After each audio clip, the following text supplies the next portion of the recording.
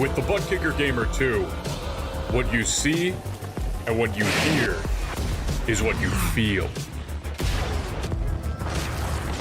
Butt Kicker. The future is feeling. Ever witness someone so fast on track you doubt you could ever be on their level? The mission of Advanced Motorsports is to demonstrate the speed is achievable for everyone.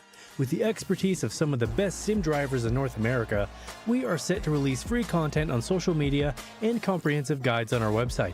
For those seeking the ultimate experience, our Advanced Motorsport Institute and personalized coaching sessions are the way to go. No matter your level of experience, we invite you to follow us on our social media to learn to be fast.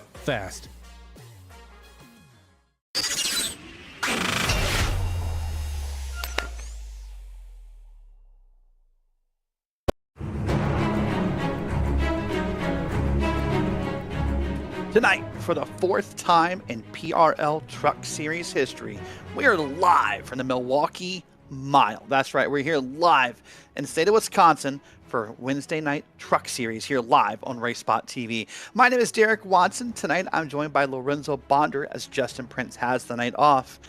And Lorenzo, we're at a very unique track.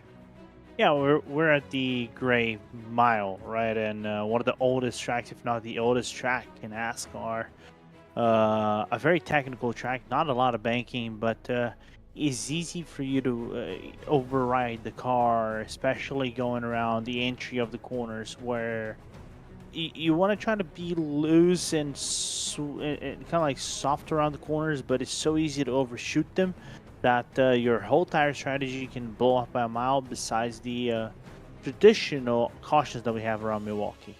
Yeah, and this, of course, is really part of that last four legs of this really kind of wild schedule. It's Richmond, Watkins Glen was last week. This week is Milwaukee, and next week we end at the very complicated and tough Darlington Raceway.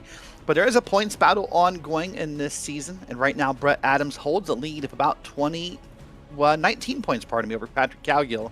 Zach Panzarella's in third. Marty Calvert and Austin Hunter round out your top five. Philip Bieber's 1 point back. Brandon Chatley is 2 points back. And then Kevin McGarvey, Stacy Hunter, and Nicholas Hunter round out your top 10 in those points. So lots of tight battles here with 2 races to go. Let's take a look at the teams. DDI Motorsports 44 Ever has a sizable 25-point lead over Wadaback Racing Final Drive. Philmar Racing's in third with Wadaback Hunters in fourth, and then Buster's Buds Racing Club in P5. Battle Bus, Adams Family, J Loss, Big Fast, and Murphy Esports round out your top 10. Well, as we get tonight's broadcast started, let's go ahead and take a moment and thank our sponsors who make everything happen. We'll start with Advanced Motorsports, owned and operated by passionate sim racers. Advanced Sim Racing designs and builds the sturdiest and most durable aluminum profile racing simulation cockpits available in the market today. All PRL members get a 5% discount code on ASR products by using the Precision 5 coupon code.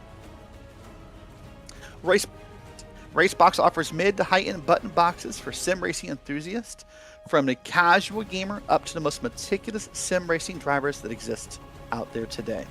Competitively priced and carefully handcrafted, our button boxes are an enjoyable addition to any sim racing setup. You can visit raceboxsimracing.com and get a 5% discount code using the Precision 5 coupon code. Next up is the Butt Kicker.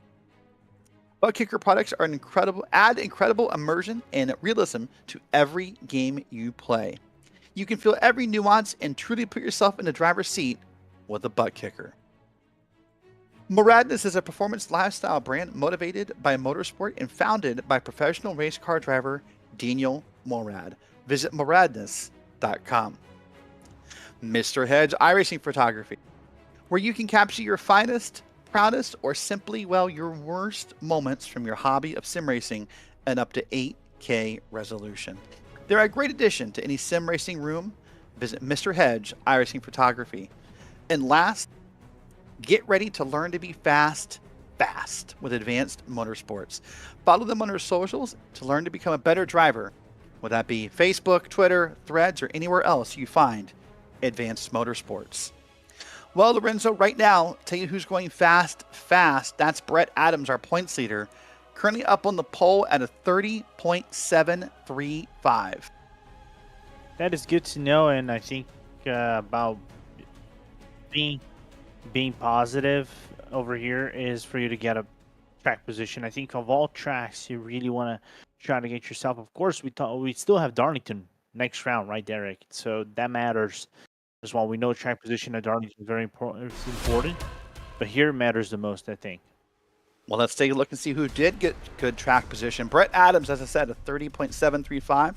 The returning Andrew Sharp really close at a 30.777. They'll make up the first row. Mike Richter and Matthew Alaka third and fourth, with Zach Panzarella in that brand new pink truck right there with Philip Beaver in P6.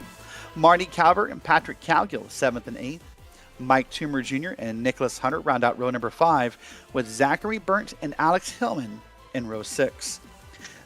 Then it's going to be Tom Massey and Kyle Dewey in row 7. And then Dylan Schmidt, the last driver to turn a time here. That's part of DDI Motorsports 44 ever. And then off picture, let's take a look here. The rest of the field: Jamie Graham, Baron Hilton, Stacy Hunter, Antonio Bannister, and Doyle Lawrence, round out your 20-car field.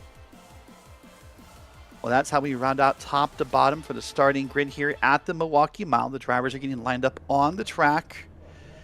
Now, you said a moment ago, Lorenzo, this is a very odd track. What do you think the key to victory is? If you're in the back, you got to move up as quickly as possible. You really don't want to be washed out on your opposition. I think if you are like top 3, break away, manage the tires, especially, like I just said before, manage those tires are going to be important to your survival in the long run.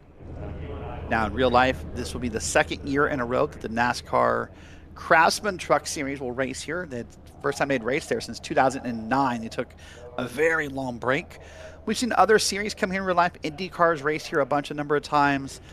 The NASCAR Grand Nationals have raced here before, so this track is starting to come back to life a little bit here. Well, let's go and take a look at our track conditions real quick here. It's going to be a pretty moderate temperature, 103 degrees track temperature, that's Fahrenheit, at 1:46 p.m. virtual sim time. So a little bit warm, Lorenzo, but we've definitely seen hotter temps here at tracks like this. Especially during the summer, right? It's not all that hot at 1:47 p.m. where normally we'd expect to be the hottest out there. But I wonder if the heat is going to pick up during the run because the one thing you really don't want to have is a hot track around this mile. Yeah, it'd be very difficult if it gets hot, a lot more slick and a lot more hard to handle. Well, it's that time. Everyone's kind of buckled in here. Everyone's got their last big deep breath under caution. Out of turn 4, Brett Adams is your pole sitter. And the NASCAR iRacing pace truck is going to pull down. And Barney the Flagman puts the green flag out here at the Milwaukee Mile.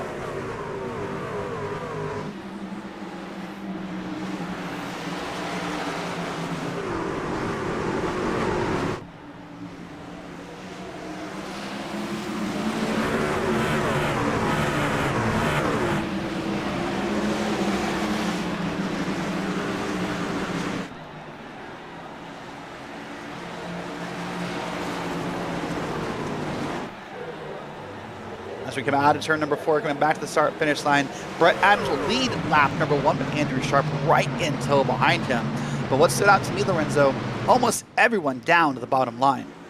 Yeah, the bottom line over here is the way for you to go. You kind of have to attack sometimes down below the yellow line on the first two corners, right? As we're going to see the number 16 try to make the overtake on the number 13. That's Calvert on Panzarella. Alaka holding the place for now, but there's near contact with the car right behind, which is Patrick Cowgill trying to move up the grid.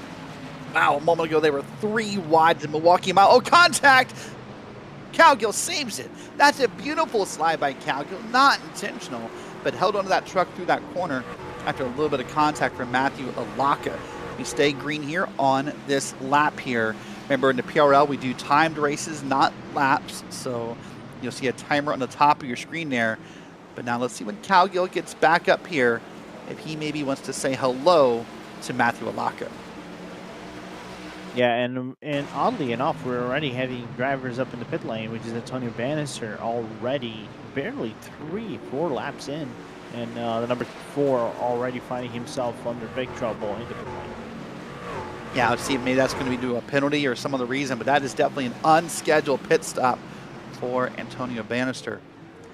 And here we are a couple minutes into this race, and that lead right there, that's what Brett Adams has. But let's watch this replay. Watch this. What do you think, Lorenzo? Just a difference of braking markers? Difference totally. And man, big props to Patrick Cowgill, who saved that truck and kept it moving. Oh, Andrew Sharp gets out of that corner better in a way than Adams and tried to find a method, but there's just no room up top out of that corner. No, and normally you would say, oh, maybe you can try to work 2 lines over here, but not really. I think you kind of have to apply pressure of sorts on the drivers. The second line kind of opens up at the exit of the corner, not mid-corner, if you are able to stick with it. The problem is just how the lines kind of funnel. You can see here turn 1, like I said before, you kind of have to attack below the yellow line for you to get some grip. Now we're going to see what happened to Bannister right there. Oh, that's a beautiful entrance, not intentional. But hey, that's a good way to get in pit road. Just got in there, probably no penalty. Maybe speeding. Let's see where the line is, but just got loose out of 4 and saved the truck. That's really threading the needle to make it into that entrance like that. Yeah, that's pro skills right there. I wouldn't be able to do that myself. That was a very tight one. Now we're seeing some 2-wide racing. That's Mike Toomer Jr. on the outside. He's going to now engage in this battle down the straight here. Seemed to do pretty well. Got pretty wide there through the corner. You know, we talked before the broadcast, Lorenzo, about how this track is difficult because you don't really find a lot of banking in these corners. No. Actually, they're very shallow, only 2.5 degrees on the turns. I think the straight has actually more banking than the turns themselves, right? If I see correctly, the straight is about 9-ish degrees, while the turn's about 2 degrees. So flat track, and this is what makes the tires be very important on a long run. Like you probably have, you see the car of Tillman Macy already skidding a little bit outside of turn number 4. Yeah, and we were trying to come up with examples pre-broadcast of what this track could remind you of. Because it's not a track that I think gets used a whole lot on the iRacing calendars. And I mean, you know, my first thought was like Martinsville with longer straights, but I know that the corners are different. When you think about how there's very little banking in these corners, maybe it reminds me of a very old Homestead Miami Speedway before the renovation. This reminds me actually. Oh, but this reminds me actually more of a New Hampshire of sorts. Yeah, that's not a bad comparison. I like that as well. Well, here we are on board with Jamie Graham. He's going to try to run down Patrick Cowgill and take P9. Remember, Cowgill came into this race 19 points back off of our leader, Brett Adams, who right now, Lorenzo, is trying to do the sweep. He got the pole. He's led a lap. He currently has the fastest lap. That's indicated by the purple line. Hold on, we got a spin here. This is the 11. This is Alex Hillman, and yellow flag's out. This is our first caution of the night. Surprisingly, I think if the truck right behind didn't come out outside of turn number 4, this probably would have been a green flag run, as the number 11 would eventually come back into the track. But now the first green flag goes out. We thought that would have gone in the lock incident, and I think from what it looks like, the number 11 just over throttled himself out of turn number 4. Yeah, I got loose here, so unfortunately it's got loose, and then, as you said, tried to back up the car and get on track, but someone was coming around, and the officials felt it was necessary to put the yellow out. Well, here we go. We are only about 7-8 minutes into this race. Lorenzo, do you think, hold on, let's watch this replay again. Kind of drifts up, and yeah, just wasn't able to hold on to that line there. Now, Lorenzo's going to ask, do you think anyone pits as we come down here? Wouldn't be a bad idea. Oh, some split strategy. Sharp stayed out. I saw Alaka stayed out.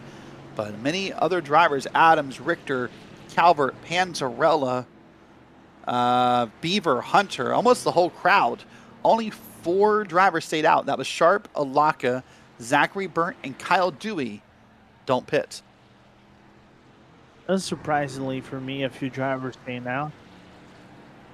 Oh, but more importantly, what catches my eye a little bit is, you know, so many drivers bidding, but then again, we only ran 13 laps for 11 laps in green flag. So the question is, those right front, especially those right, especially the right front, did they drive enough laps to say those right fronts already are in a difference-making position in terms of true pace on a long run?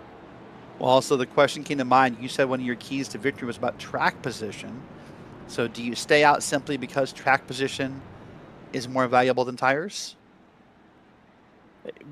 Potentially. Like I said before, this track demands for you to be in premier spots, like top 3, top 5 maybe. Of course, lead is the optimal for anyone and everyone. But from what we're saying, and I hope this could be the way this race is gonna pan out, is a pack race of sorts in the lead. Yeah, we'll see. By the way, you see on the screen there, Dylan Schmidt did pit. He came down pit road, but missed his pit stall. So he's going to land at P5. He technically went down pit road. He has a pit stop time. Well, he has a pit road time, but did not do anything with it. By the way, I don't know if you noticed as the camera went by pit road there on the last time by, Lorenzo, was that not the most like eclectic line of pit boards you've seen in a long time? I saw neon. I saw faces. I think I saw an anime picture maybe. Those are some very eclectic pit boards there on pit road. As long as the anime pick is not III, it's all good for me. That's number 1. But number 2, more importantly, yeah, that's some good right. I want to say I don't want to say charisma, but I want to say like Creativity. swag.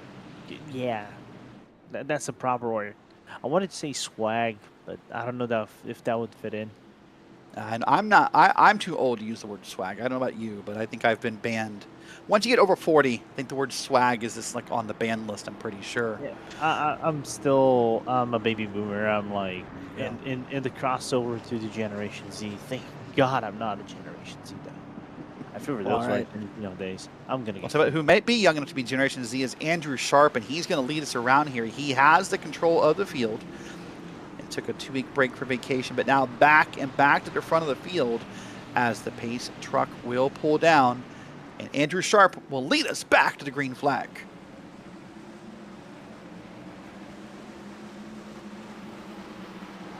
Already 3 wide on turn number 1 between Calgill, Brad Adams, and Schmidt.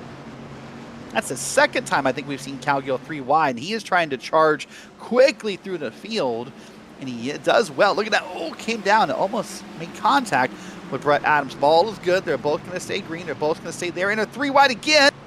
Hold on. Calgill's loose again. Oh, that time he doesn't save it. Contact, and Calgill's around. And another yellow flag. I'll tell you what, there's a lot of damage in this one. There's the 21 up there. That's Mike Toomer Jr. in the black and green. There's a 31, sorry. That number always gets me in that car. 71, let's get it right. That number in that truck gets me every time. I'm sorry for the 71, but there's at least 3 trucks involved in this that spawn from multiple 3 wides, Lorenzo.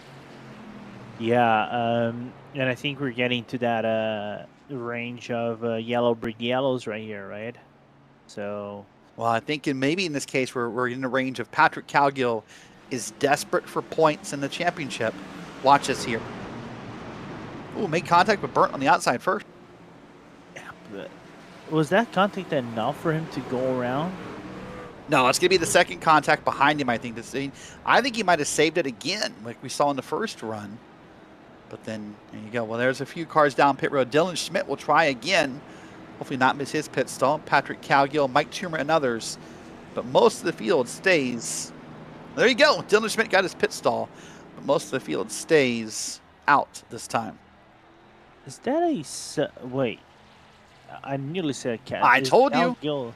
No. I was like, this is who's put up the sun drop.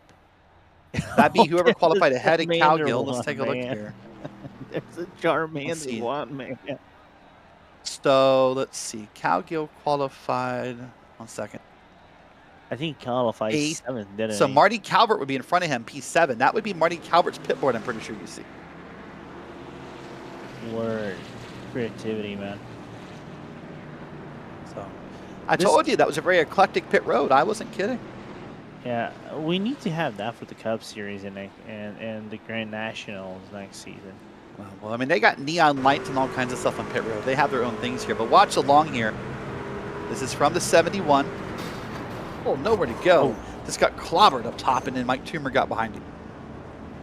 Yeah. It's that collateral thing around the Milwaukee, man. You just cannot do anything about it.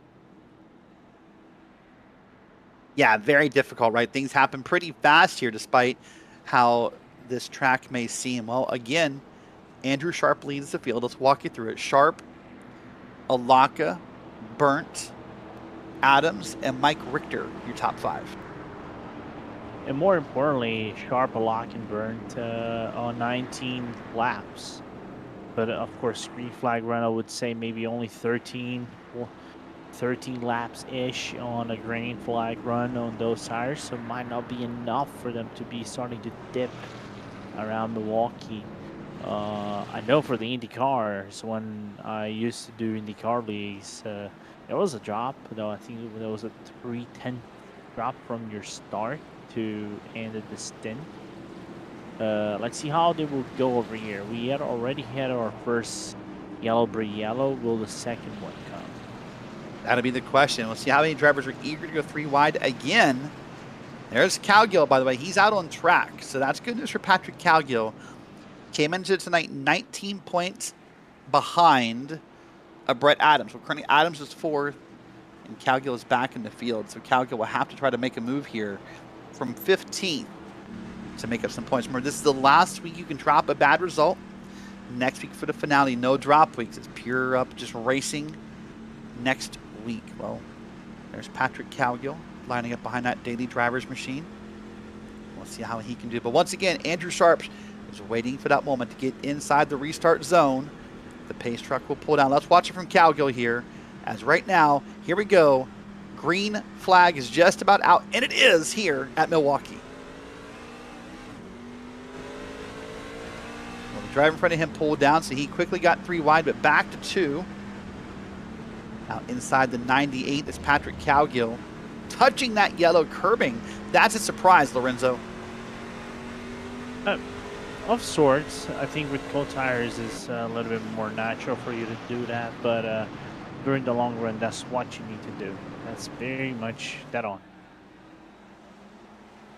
Back up front, you can see Andrew Sharp's pulled a lead here over Brett Adams, over Mike Richter. And right now that lead is almost half a second already, so you can tell Sharp got a great start here. And we'll see who can run him down.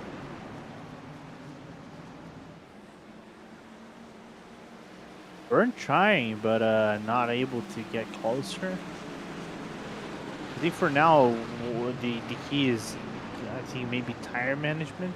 That's what they must be looking for right now. That's close. That was Nicholas Hunter, and I think it was a Lockett. I didn't see who the third truck was, but they were offset 3 wide. So apparently no one is scared to be 3 wide at the Milwaukee Mile. Yeah. I think the fear of battling side by side on this track has pretty much gone and dusted. It does seem that way, doesn't it? Yeah. There's Nicholas Hunter up there. Nicholas Hunter having another great run up in P8. Having one of his best seasons in a long time here in the PRL. There's Alex Hillman in the wall. He had issues earlier, got turned around for our first caution.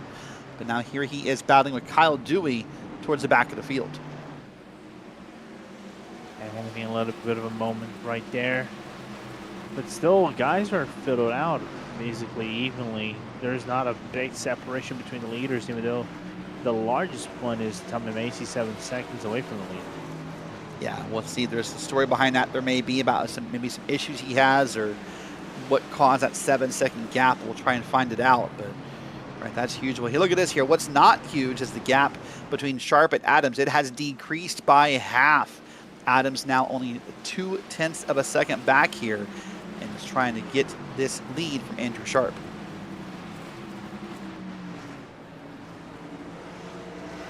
And the one thing you really want to be doing right now, I think at this point of the race, is committing too hard to the 2 line, because if you overcommit on that 2 line, you're just gonna find yourself within long range trouble with the tires. So it's, yeah, that's the danger, right? That's the danger if this thing stays green for a while. Is if you burn up those tires, you're going to be hurting in what, about 10 laps or so? Something like it, yeah. But here's Patrick Calgill trying to power his way to the outside. Gets cut off by Burnt. Burnt and Calgill now to the outside. Calgill is trying to look to the inside of Burnt. And they're going to go too wide down here in the corner. Calgill is trying to clear him. And almost does. Not quite. As Calgill wants to get through this field. And he's now made his way up to P9.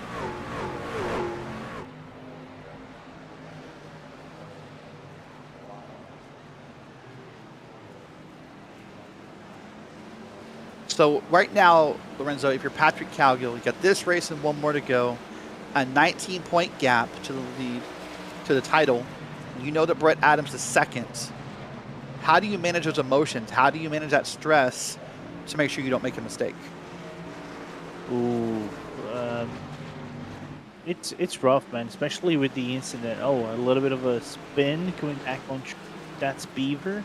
Beaver struggling with the car right here. I don't know if he had contact on the prior yellow flag, but that 60 looking really unstable coming out of the corners. I don't know if he re-accelerated way too hard. But coming back to your question, Derek, I don't know. I think it's at that point of if you knew it would be hard for Milwaukee, just compose yourself and say, oh, I still have Darlington, and that's a long shot, but still doable. I'll tell you what, who looks to be composed is Brett Adams, because he just went ahead and got under Andrew Sharp and took that lead away. And now to come back around to the line, Brett Adams will lead yet another lap here. Tick another one on the board for Brett Adams. Now, remember, Adams has newer tires. He has those tires. He pitted under the first caution. Sharp did not. Calvert did. So Calvert's the next to try to run down Andrew Sharp. Yeah, but what surprises me a little bit is how well Sharp's tires are actually surviving the run. So 30 laps on it, and still somewhat being able to keep touch with the lead. It's really good.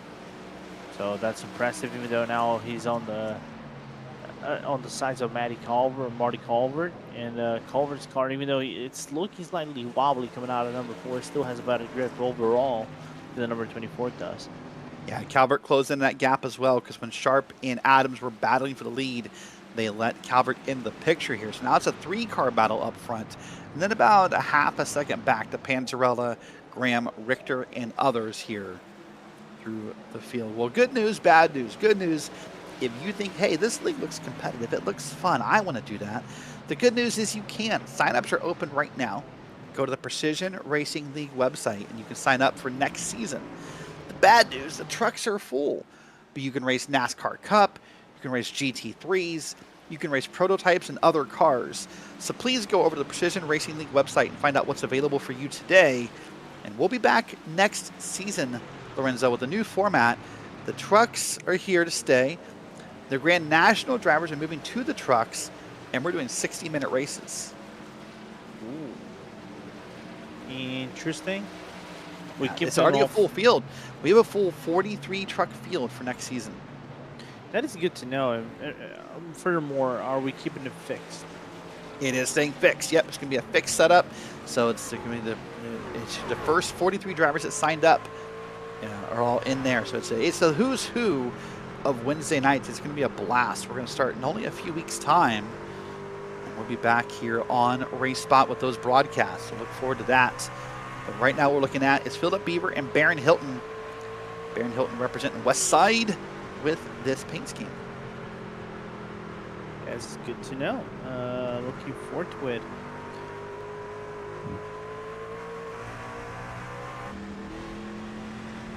And you see Dylan Schmidt here. He's battling with Mike Toomer Jr. And they got Kyle Dewey and Zachary Burnt up ahead. This is 12 through 15, pardon me, right now. Oh, look at that. Burnt seemed to have a hard time through the corner. And these guys are all now packed together. Great job by Dewey to check up and not run over his competitor. Yeah, and just curious, how many laps? I think Burton is one of those 3 guys that haven't pitted, and I think he's struggling the most with his tires. So, not surprised for that to happen. While Dylan Schmidt inside. So the way it works out, to answer your question here, Lorenzo, 12th and 13th, Burnt and Dewey have not pitted. Toomer and Dylan Schmidt have. So this is literally a classic, a picture, if you will, picturesque of tires versus no tires. And man, Dylan Schmidt just wiggled that hard off of turn 4. And Schmidt is still struggling to make that overtake work of sorts. And the Toomer's holding on that outside line pretty well. He doesn't get a really good run outside. Finally, the number 24, 22. So when we watch, go ahead.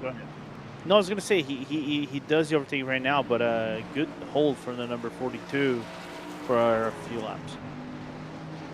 He didn't do it that time, but I was going to ask, when you watch Dylan Schmidt or a driver of his caliber come out of the corner and that truck is sort of wobbling as it did a lap ago, what's the most likely cause of that truck having difficult handling through a corner at the Milwaukee Mile? Immense. Milwaukee, I think, is one of those tracks that demand precision, right? And oddly enough, if it kind of fits the name of the championship of the league, right? Precision racing.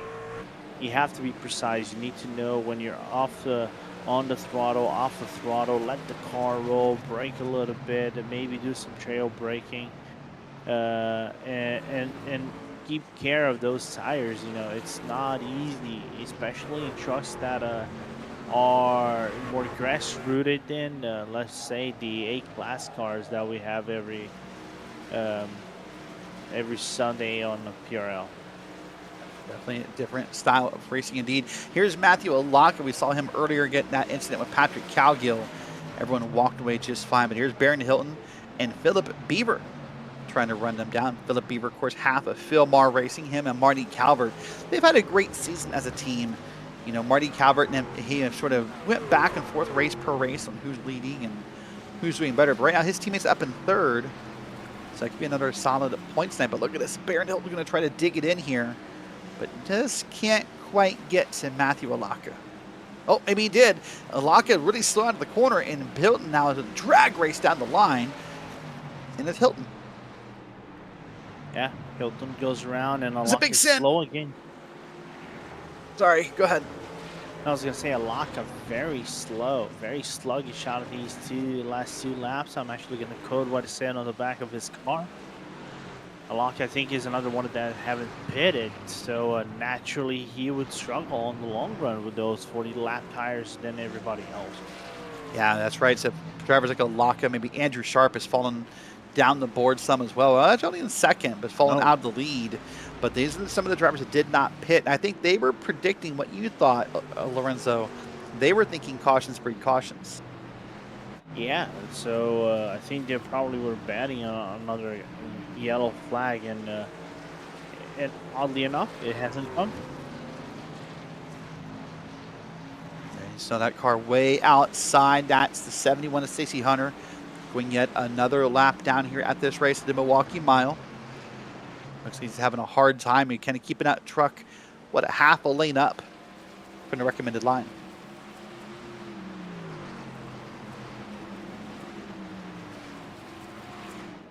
But you were talking about Sharp maybe breaking away or being broken away. While we're back to Alaka and Beaver trying to add outside line more. These are two guys that been struggling with the cars midway through the stint after this long green flag run that we have in this race here. Derek. But the problem is, what surprises me, 0.4 of a second Sharp has been consistent with his laps. Actually set a faster lap than Brad Adams on the previous one. So yeah, that tells you Sharp is doing well. Now here's the question to keep in mind as we're now at the 13-minute mark. This race has flown on by. Are there drivers who have to pit? Does everyone have to pit? We don't know. I'll be honest with you, I don't know. I'm unsure if anyone who pitted already would be okay. As far as gas, maybe everyone has to come down. So with 13 minutes left, some drivers here might be begging for a caution, not just for tires, but for gas.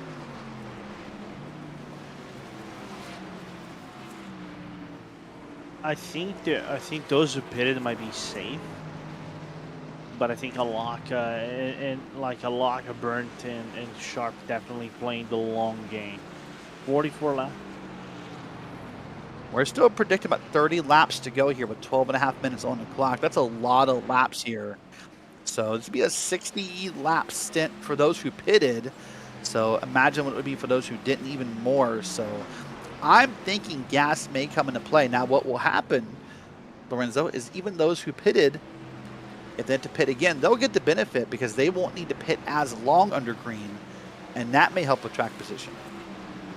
Maybe a potential splash and dash, but the thing is, if there's one thing that Milwaukee is famous or quite infamous for, is that pit entry. I think it is one of the most unusual pit entries you have in oval racing, and I mean not just NASCAR, but oval racing in general. You can even count dirts and other tracks in other parts of the world.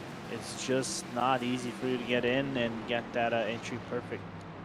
It's funny, when you said what Milwaukee's famous for, I thought you meant beer and cheese. But you're right, the pit road entry is also unique. But I was thinking more beer and cheese. Maybe I'm just in a food. I never had like Milwaukee cheese. I've had Milwaukee beer because I mean, it's in Wisconsin. Wisconsin's known for cheese. Like that's why they're the cheese heads for the Green Bay Packers, because of all the cheese you can find in Wisconsin. Yeah, makes sense. I know I've had beer from Milwaukee because I drank Miller. Oddly enough, for those who don't know, people might hate me. My favorite draft beer was actually Miller. Now hiring new color commentator. Yep. I'm sorry. But I cannot state that Bud Light is better than Miller. It's just personal preference. But then again, I'm talking about American draft beers from the major brewing companies. But the cheese, I know about the cheese, like the Packers and everything, but I haven't had cheese when I go to the U.S. I never been in a portion of the U.S. where they sell cheese from Milwaukee. There's all kinds of cheese out of that area. But right now, look at this. Side by side was burnt here. I believe that's going to be Dylan Schmidt on the outside. It is. And Schmidt is powered on by here. Remember, Schmidt pitted under the last caution after missing his pit stall the first time. So you could argue he has the newest, some of the newest tires on the track. Oh, here's a pit stop. There's a pit stop right there. That's Stacy Hunter.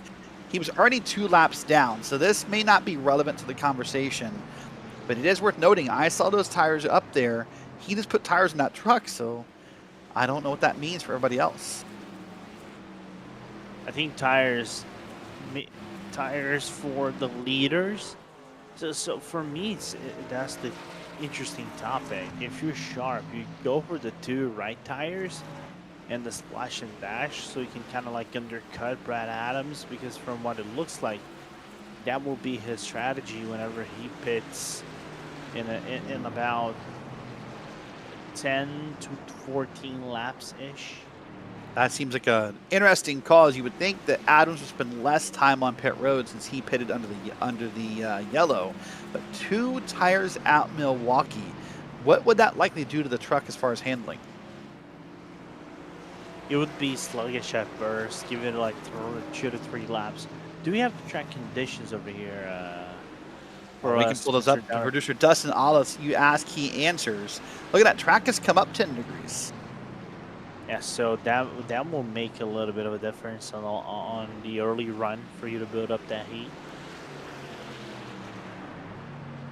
Well, tell me who's already got some natural heat inside them because they want to do the best they can is Patrick Cowgill. He is charging through the field the best he can. Stuck in P8 though.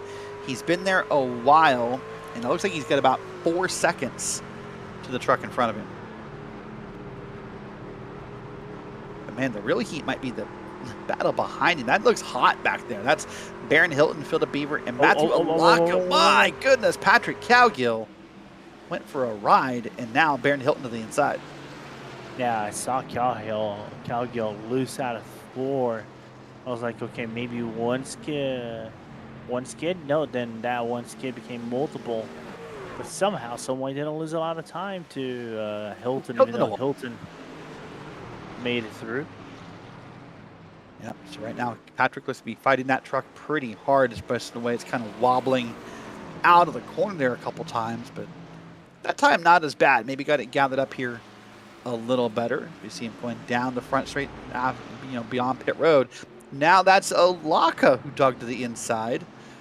Or is that Alaka? No, I'm sorry, that's not Alaka. That is Phil Beaver. I apologize. Got my red trucks mixed up.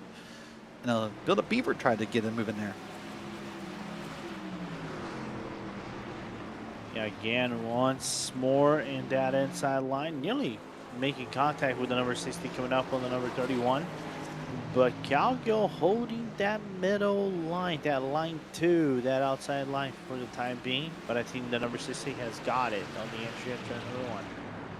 That would put Cowgill down yet another shot back to P10. The other red truck. Thank you, Dustin Allis, for the mockery. I can always count on that from Dustin Allis down in the production booth. Well, here we go. We are now 6 minutes to go. And you have to think if you're Patrick Cowgill, you came in 19 points back.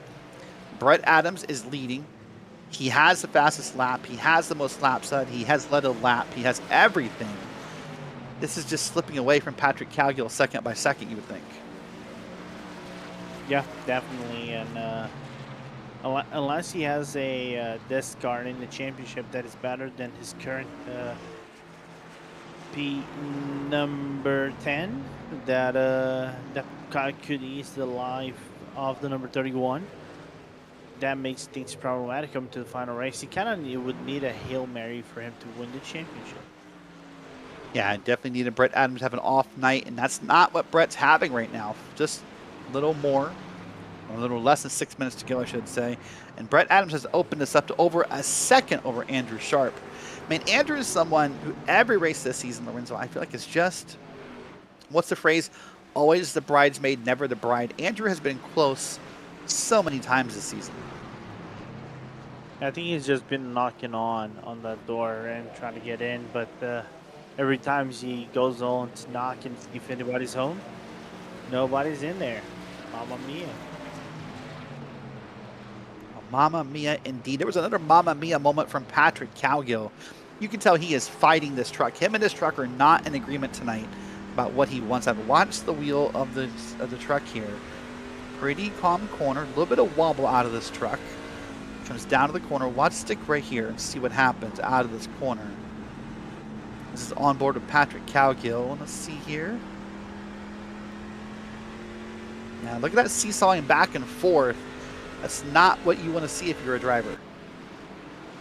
No, not at all, because that is just going to heat up the core temperature of the tires themselves, and that is going to take some grip away on the long run from the driver. Even though you might be thinking, oh, I'm retaining this position for now, everything is working my way. Not quite, my friend, as Hillman having some trouble against Tuber. Yeah, Jimmer looked back and forth there trying to find a line to get around, but could not find it. This is Marty Calvert and Zach Panzarella. This is third and fourth, pardon me.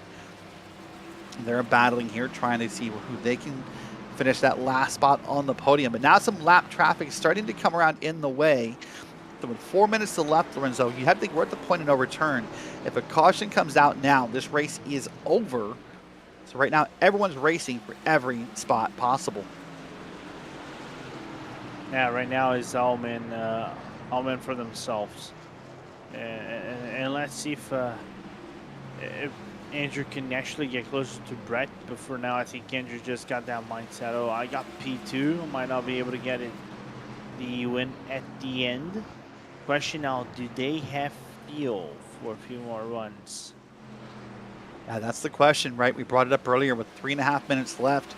It's about time for everyone to show their cards here. But here's Matthew Alaka. He's now to the inside of Patrick Cowgill. They're side by side about the middle of the corner. Cowgill will get a little bit better run off just due to getting on the throttle earlier. But Alaka, I think, gets the better run out of the corner. And he has now cleared Patrick Cowgill. And Cowgill down to 11th. I wonder if the contact that he had earlier on in the race could have actually played to the detriment of his performance today. You know, it very well might. You also just got to wonder if maybe the mind games are kicking in right now. If this, you're frustrated, you're behind in points, you're frustrated you had an incident, you're frustrated you had a second incident. Has that just made the night worse? Maybe. Potentially, that would make a lot of sense. Yeah. Well, while Cowgill's having one of his worst nights, who's having one of their best nights is Brett Adams. Really, I mean, he's lit almost every lap. Sharp led a few. Took the pole, has the fastest lap, has a current lead of over about 9/10 of a second, almost a full second on the board now. And he's just hoping this clock ticks away as fast as humanly possible so he can claim yet another victory. Yep. Just making his championship charge much more complicated against Cowgill. From my calculations, fast calculations, I think the gap would extend up to 30 points? Question mark? Yeah, and if that's the case, you have to think basically the moment Brett Adams turns the truck on tomorrow or next week, pardon me, that pretty much locks in Brett Adams as a champion here in the PRL. Well, now he's going to go by a couple of lap traffic. This always gets a little nerve-wracking. The 92 here is up top. That is a car that is now going to be, or a truck, pardon me, that's going to be in a battle here. That's Dylan Schmidt up top, gets past. That will put Schmidt as a lap down.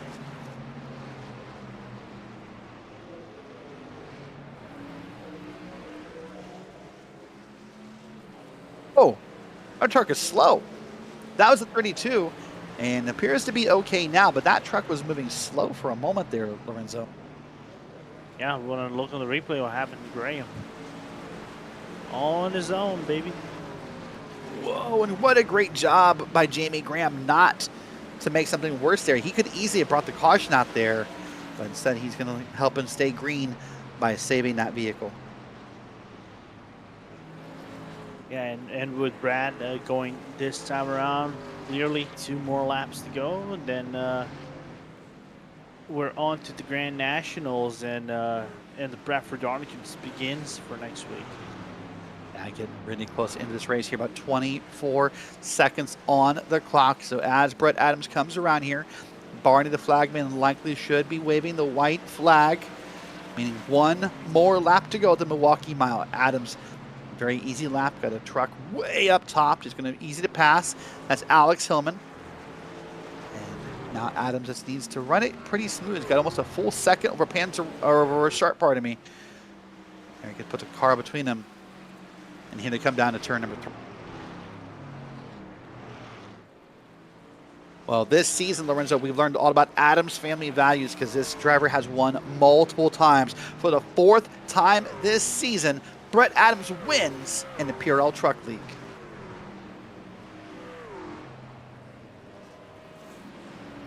Whoa, man, that's Graham again. Graham's turned around and now has hit a wall. That's after the white flag. No caution. But man, oh man. Milwaukee delivers. Whoa, spins it around and he'll get it moving here. Going to get passed by a good number of cars. He'll now be the last car on the lead lap. Lost probably 3 or 4 spots there, Lorenzo. Ooh. Oh, got bumped by Nicholas Hunter. Stewards. Now we'll take a look at that later. It may just be a difference of tires and speed, who knows, but last lap shenanigans as well. Other shenanigans is the donuts and the burnout that Brett Adams is doing here on the front straight, because he is claiming yet another victory. Well, let's go and take a look at the results of this race, top to bottom, see how they ended up here. Brett Adams, your winner, the Texas native. Andrew Sharp, part of Battle Bus Racing, P2. Marty Calvert's in third, Zach Panzarella's in fourth, and Mike Richter rounds out your top 5. Then it's Nick Hunter, Barron Hilton, Philip Beaver, Matthew Alaka, and Patrick Cowgill rounding out your top 10. Moving down the board, Kyle Dewey, Mike Toomer Jr., Jamie Graham round out your cars on the lead lap. Then it's going to be Hillman, Schmidt, Burnt, and Tom Massey 1 lap down. And then these cars had a rough night. Lorenzo's Antonio Bannister, Stacy Hunter, and Doyle Lawrence rounding out this 20-car field. That's a look top to bottom, with Brett Adams having your fastest lap of the night. Wow, this was really a great look. Let's take a little replay. And watch this here again from Nicholas Hunter's point of view. This is the last lap. I think Graham just had some really kind of crazy tires, and I think that just Hunter thought he was going to break a little bit later, Lorenzo. Yeah, don't blame Hunter right there. I think, like you said, the hot tires from Graham were detrimental to his fall. Unfortunate to see that, but that's racing. That is racing. Well, I'll tell you what, who had a great night of racing as our race winner for the 4th time, Brett Adams. Brett, have you changed your address to the broadcast booth yet? It's great to be back here, especially after that race. Appreciate it, guys. So overall, we had a couple quick yellows. We went green for a long time, but I'm curious, after the second yellow, were you concerned in the back of your mind that was the theme of the night? No, in fact, the reason I took tires in that first stop is I expected there to be very few cautions, and really just that first one. And so I knew if I took tires early, I knew some guys would stay out, but I thought it would put me at an advantage on the long run, and that's what ended up happening. That second caution, I finished the night with a 0x, but I was being aggressive, trying to get back up to the front. And sorry if I put pressure on Patrick there. But this one means a lot to me, guys. I had this one circled of all the ones. This is the one I thought I had a chance at this season. So coming out with 4 for the year so far, it's pretty awesome. But last season, I led 71 to 72 laps here before my daughter walked in screaming, and I binned it in the last turn of the last lap. So this one's redemption for me. I'm excited to be here. Is the door locked this time? The door is shut. I bet it is. Oh my goodness. Well, next week you're not done. It's one final race at Darlington. You can make it win number 5. And I'm going to tell you right now, you're going to walk in next week with probably about a 30-point lead in order to claim yourself that PRL Truck Series title. Well, that's exciting. I guess look forward to next week. I know Patrick's got that one circled. I'm not sure where he ended up tonight, but I'm sure it'll be a close battle to the end. All right, well, listen, great job tonight. I'm going to end with one question. We're in Wisconsin. I can't not talk about cheese, right? Yeah. So, do you have a favorite type of cheese? I can tell you it's not cheese curds. That's a good answer. We'll start there, okay? Probably like pepper jack. Pepper jack. That's a solid one. Nice job. Well, listen, great win tonight, and we'll see you next week. I appreciate it. Hey, real quick, if I could shout out my son Parker. Today was his 10th birthday. Oh, happy birthday. Did he get a special cake? He got a special cake, an ice cream cake. He had 2 slices already, and probably down for a third after the win. I was trying to say that if he knows what he's doing, he'll say, hey, Dad, since you won, we need more cake. That's right. All right, we'll see you next week. All right, thanks, fellas. All right, that's Brett Adams finishing in P1. Let's go to the driver who finished P2, Andrew Sharp. Welcome back from vacation. Thanks. This is a good way to come back. I went to Buc-ee's. I got some brisket, so I was all fired up for tonight. Were you at the Buc-ee's last Friday for the Keith Urban concert? No, I was there for a wedding. Listen, it happened. It was a pop-up concert last Friday, so I wasn't sure which Buc-ee's you were at. So I thought You're right. Stop and ask. Listen, you led a couple laps tonight. I'm guessing this is your second time at the track now, right? I think this is the first. I could be wrong though. Okay. So what was this different than most ovals? Was this more difficult than most ovals? I like shifting, man. That was fun. New little challenge, so I enjoyed that a lot. It was a good little experience, I think. Well, listen, so many times this season you've been P2. You've been, I said earlier in the broadcast, always the bridesmaid, never the bride. Is next week the week, do you think? Can you do it at Darlington? I had a good run there last time. I know Patrick's pretty good there. Brett will probably be quick there. So we'll see. I don't know. This is like I feel like this is my PRL legacy is always second, so it may just be another second performance next week. All right. Well, listen, I told Brett a moment ago we're in Wisconsin, so I can't not talk about cheese. Like that would just be sacrilegious. So I need to know: do you have a favorite type of cheese? Well, you know, we are driving trucks on an oval, so it has to be American cheese. You're disgusting. Of all the cheeses you could have picked, you picked American cheese. Dude, that's the only right answer. No, that is the only wrong answer. What did you want? Did you not pick like government processed cheese? Was that what you left off the board basically? It's the most fitting cheese, and it's great on a burger. So there you go. You're one of my best friends in PRL. I have a blast talking to you, but you're disgusting right now. I'll take it. Great job in P2 tonight, and I'll see you soon. Later. Thanks, guys. That's Andrew Sharp, driver of the 24. And I think, Lorenzo, you have caught up with Marty Calvert.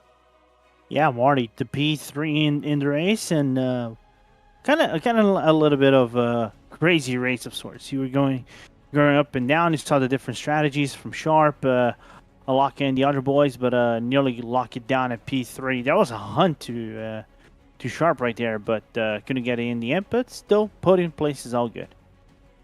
Yeah, that was very much a lot of fun. Hats off to Brett and especially Sharp for pulling that off without a pit stop on old tires. He was an alien tonight.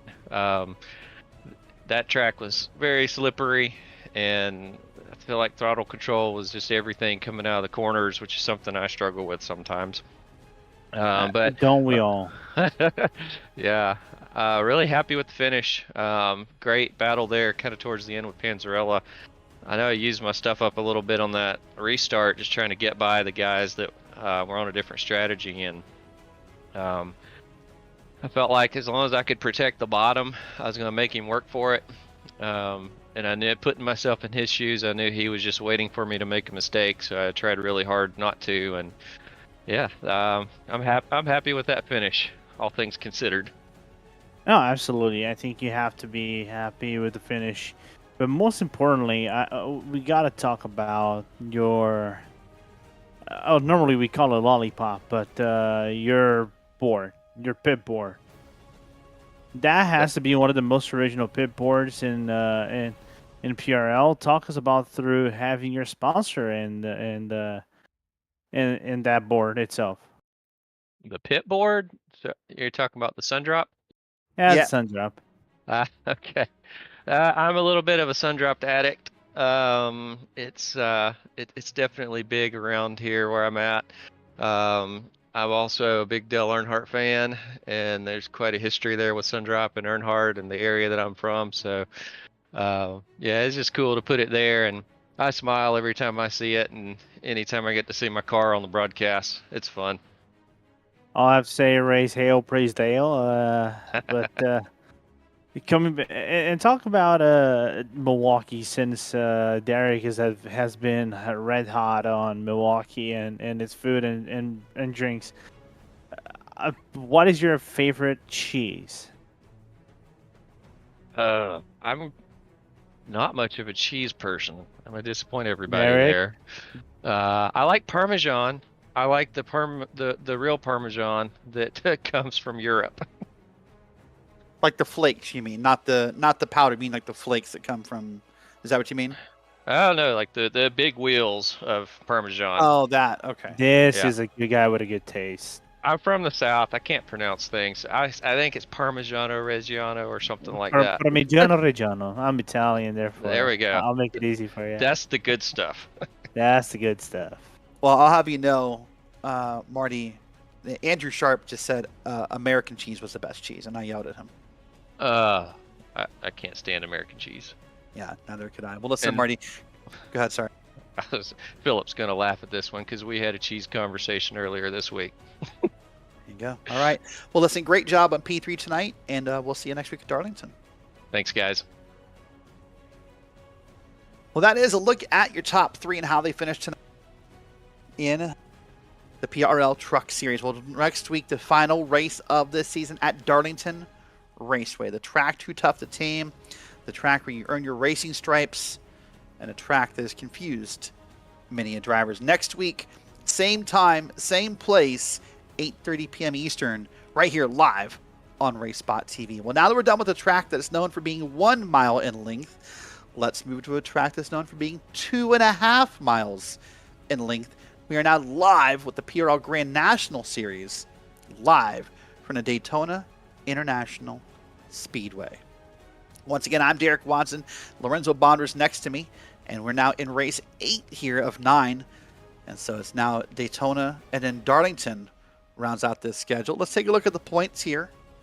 See where we are right now. Abner Acosta holds a 16-point lead over Zach Kerr, Bradley Holly, and Jeff Ward battling for 3rd and 4th.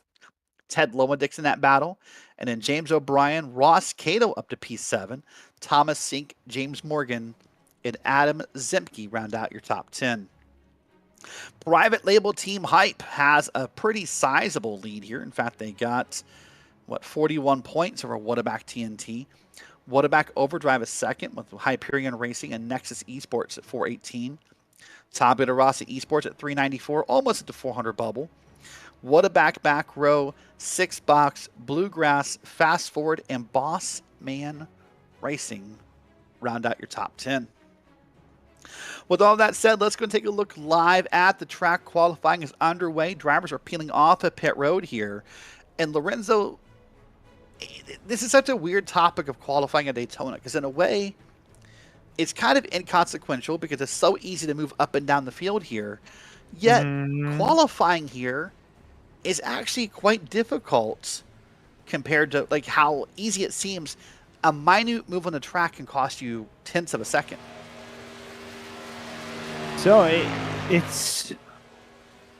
I'll tell you bluntly, I'm not the best qualifier at Daytona, even though I actually got a pole at the Daytona 500 in 2022. In my split, which is basically a irrelevant split. I'll let you know. But for me, curiously speaking, is one of those laps that for you doesn't make sense for you to ride the high line. Why would you be riding the high line to set yourself up and then ride all the way down to the bottom for maximum speed and then acceleration and then cut the time? But yeah, like you said, I think this is one of those tracks that the exit of the pit lane matters more than the run itself. It definitely can. We're watching live here. Mark Kalin, last week's winner in that great emotional scene where he got his first win, had that moment here.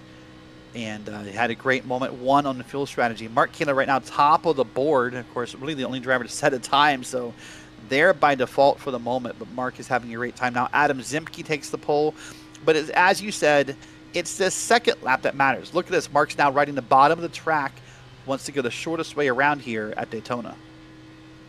Yeah, and let's see how he will fare as we're already seeing other drivers. Blake Reynolds already setting his time around. We know that Blake, a former Coca-Cola e-NASCAR driver, so a little bit of experience right there from the number 66. So let's see how Kalin will fare in this time. Now let's see here. We'll see what Mark does with his time right here. And he's going to stay in. No, he's going back to the pole. There it is, a 50. That's where he is right now. So he gained some time on that run. Right now it's Kalin Zemke's to P2, Lane, Evans, now Bumgarner. So this is moving fast here, just like the race will. This board is moving fast. But right now, Mark Kalin has put up an incredible time. He did, but I think you can kind of half expect for that time to come down. Zemke tried though, but 11 thousandths of a second closer. Colton Lane about a little bit worse. Now Reynolds and Acosta in the blink of an eye doing better already, and I think Kerr could be doing the same. Evans, the Evans double doing the same thing. Now look at that. Right now the board's changing. It's Jeff Evans, Richard Regan, Doug Evans, Abner Acosta, Bradley Holly, Blake Reynolds, all ahead of Mark Kalin as of this point. Here comes Ross Cato. Got to race here Monday night in the Cup cars and part of the Real Sim Racing League here live on RaceSpotTV. Had a great fun there. Now repping the Home Depot on that car. So about 55 seconds left here. Most cars, I'd say, have probably turned their laps. A set of drivers who are not allowed to qualify. due to some incidents in previous races. But we're just about done. Now drivers just kind of go around here to sort of have some fun with some more practice laps. Yeah, 100%. But then again, Daytona, I think, is one of those tracks that track positioning, we know that historically track positioning is the most relevant thing in the history of oval racing, just like Talladega. Yeah, in a way, I would agree with that. Right now, if you're going to set the pole, maybe you think you can, run up front and avoid the wreck. History has proven us both in real life and in sim. That's not always the case, but any peace of mind you can get will always help you. Oh yeah, 100%. The question now becomes of who's going to be best friends during the race. Yeah, that will matter a lot. But let's take a look and see how they lined up first off. It's going to be Jeff Evans up on the pole. He got in there at the last second, 50.788. And Daniel Knight, the 100th of a second off in P2. Dustin Bumgarner, Thomas Sink, 3rd and 4th. Mike Knight and Richard Regan Jr. round out in P5 and P6. Doug Evans and Abner Acosta in row 4 with Bradley Holly and Jeff Ward on behind them. And then Blake Reynolds, as the former eNASCAR driver, and Mark Kalin round out row number 6. Moving on back, it is Zach Kerr and Ross Cato in row 7. Adam Zimke and Colton Lane in row 8. And then Ted Lowendick and Nick McLaughlin, teammates back there in row number 9. Drivers did not get to turn a time, but are expected to run in this race. James Morgan, P19, Nathan Deering, Jacob Dunn, Jose Medina, Dalton Geyer, and Rodrigo Morales would round out a 24-car field here at this nighttime run at Daytona. Well, Lorenzo, here we are. You see the skies are already getting a little dark up in there. Let's take a look at our track conditions. You'll see nighttime is coming. And it's about a little after 8 p.m. here at Daytona. So we're going to start with some daylights, but I doubt we're going to end that way. Well, let's go ahead and take a look here as we're getting our grid set up here. You see that getting everybody ready. I'll go ahead and tell you right now that is 82 degrees on track. So Lorenzo, that's a much cooler track than we saw a few minutes ago at the Milwaukee Mile. Yeah, but then again, it makes sense. Nighttime racing, right? We knew this was going to happen. The cars are going to be fast. They're going to be flying, especially with the draft exchange. Question is, when does the big one come out, and if so, will it affect the outcome of the race? Because one thing is doing 1 minute laps on an oval course that is basically a mile. Over here is basically 2 minutes of you doing a full run. So the cutoff time might be about 8 to 7 minutes for this race to be considered official.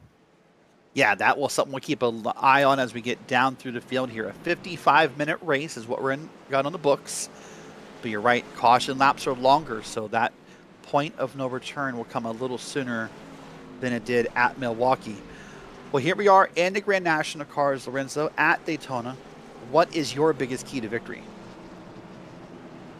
Find a friend, hug your friend, tell your friend that he's your best friend forever and for life, and give him gifts, and make sure you work with him to work all the way to the top in the final few laps, and ditch him like you would ditch, I don't know, give me something bad.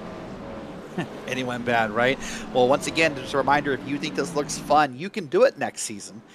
Head over to the Precision Racing League website. You find all the info of how to sign up. This league will not exist next season. They're going to move to the trucks. The trucks are full, but you can race the NASCAR Next Gen Cup cars. You can race GT3s, GT4s, LMP3s, or more. Please head over to the Precision Racing League website for all the details. Well, as far as I can remember, for the first time this season, Jeff Ward is going to lead us around here under green. Has a familiar friend. You talked about friends. Jeff Ward has his father in the race. His dad's back in P7, so it'll take a little bit to get there. But let's see if that works out.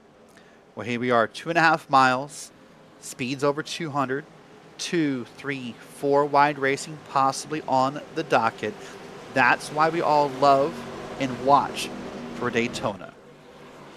Jeff Evans to 51 leads us to green. Green flag is out at Daytona.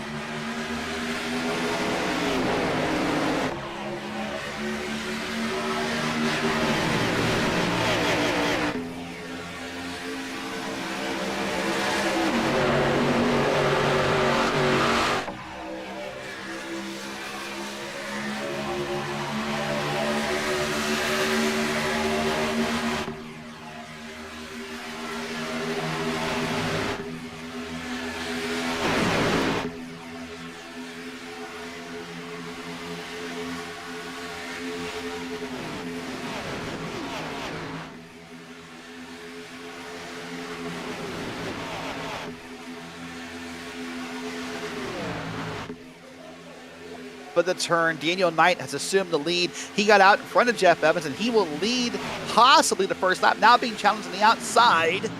Let's take a look. Who's it going to be? Richard Regan led the first lap. Regan back to the top here in the PRL. Yeah, but it's going to be those things going up and down. Regan might lead a lap, then Daniel Knight is going to lead another lap on the bottom lane.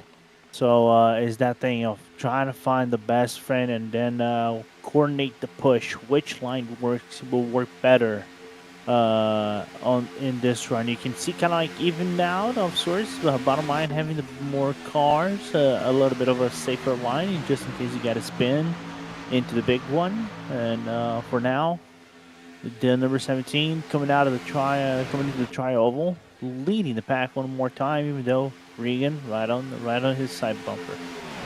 That time it looks like it may have been the 17, and it was. So now they've each led a lap here. Look at this, 2 wide, 8, 9, 10 cars back. As you watch this, now Regan pulls to the bottom. He now will assume the lead. That puts Abner Acosta up leading that top lane. He's got Jeff Evans and Mark Kalin behind him. Let's see if they can make a move. Now right now, Lorenzo, in these Grand National cars, these may be the hardest of the 3 top NASCAR models to bump draft in because they're not as easy to bump draft. Why is that? I think I would argue because they are the more loose car on the rear toe link, so that's why it wouldn't be surprising to see them getting more loose whenever you're bumping them around. It is the more live car, plus also I think in terms of power it has a little bit more power, raw speaking, than the next gen car Cup does. The Cup car is just more aero downforce capable than the Xfinity car. Yeah, add in the fact that these cars the models do not line up perfectly. These are not flat. So if you bump someone too hard in these cars, you can spin someone around. There's Abner Acosta. He pulled in front of Richard Regan. Now Jeff Evans leads the top lane.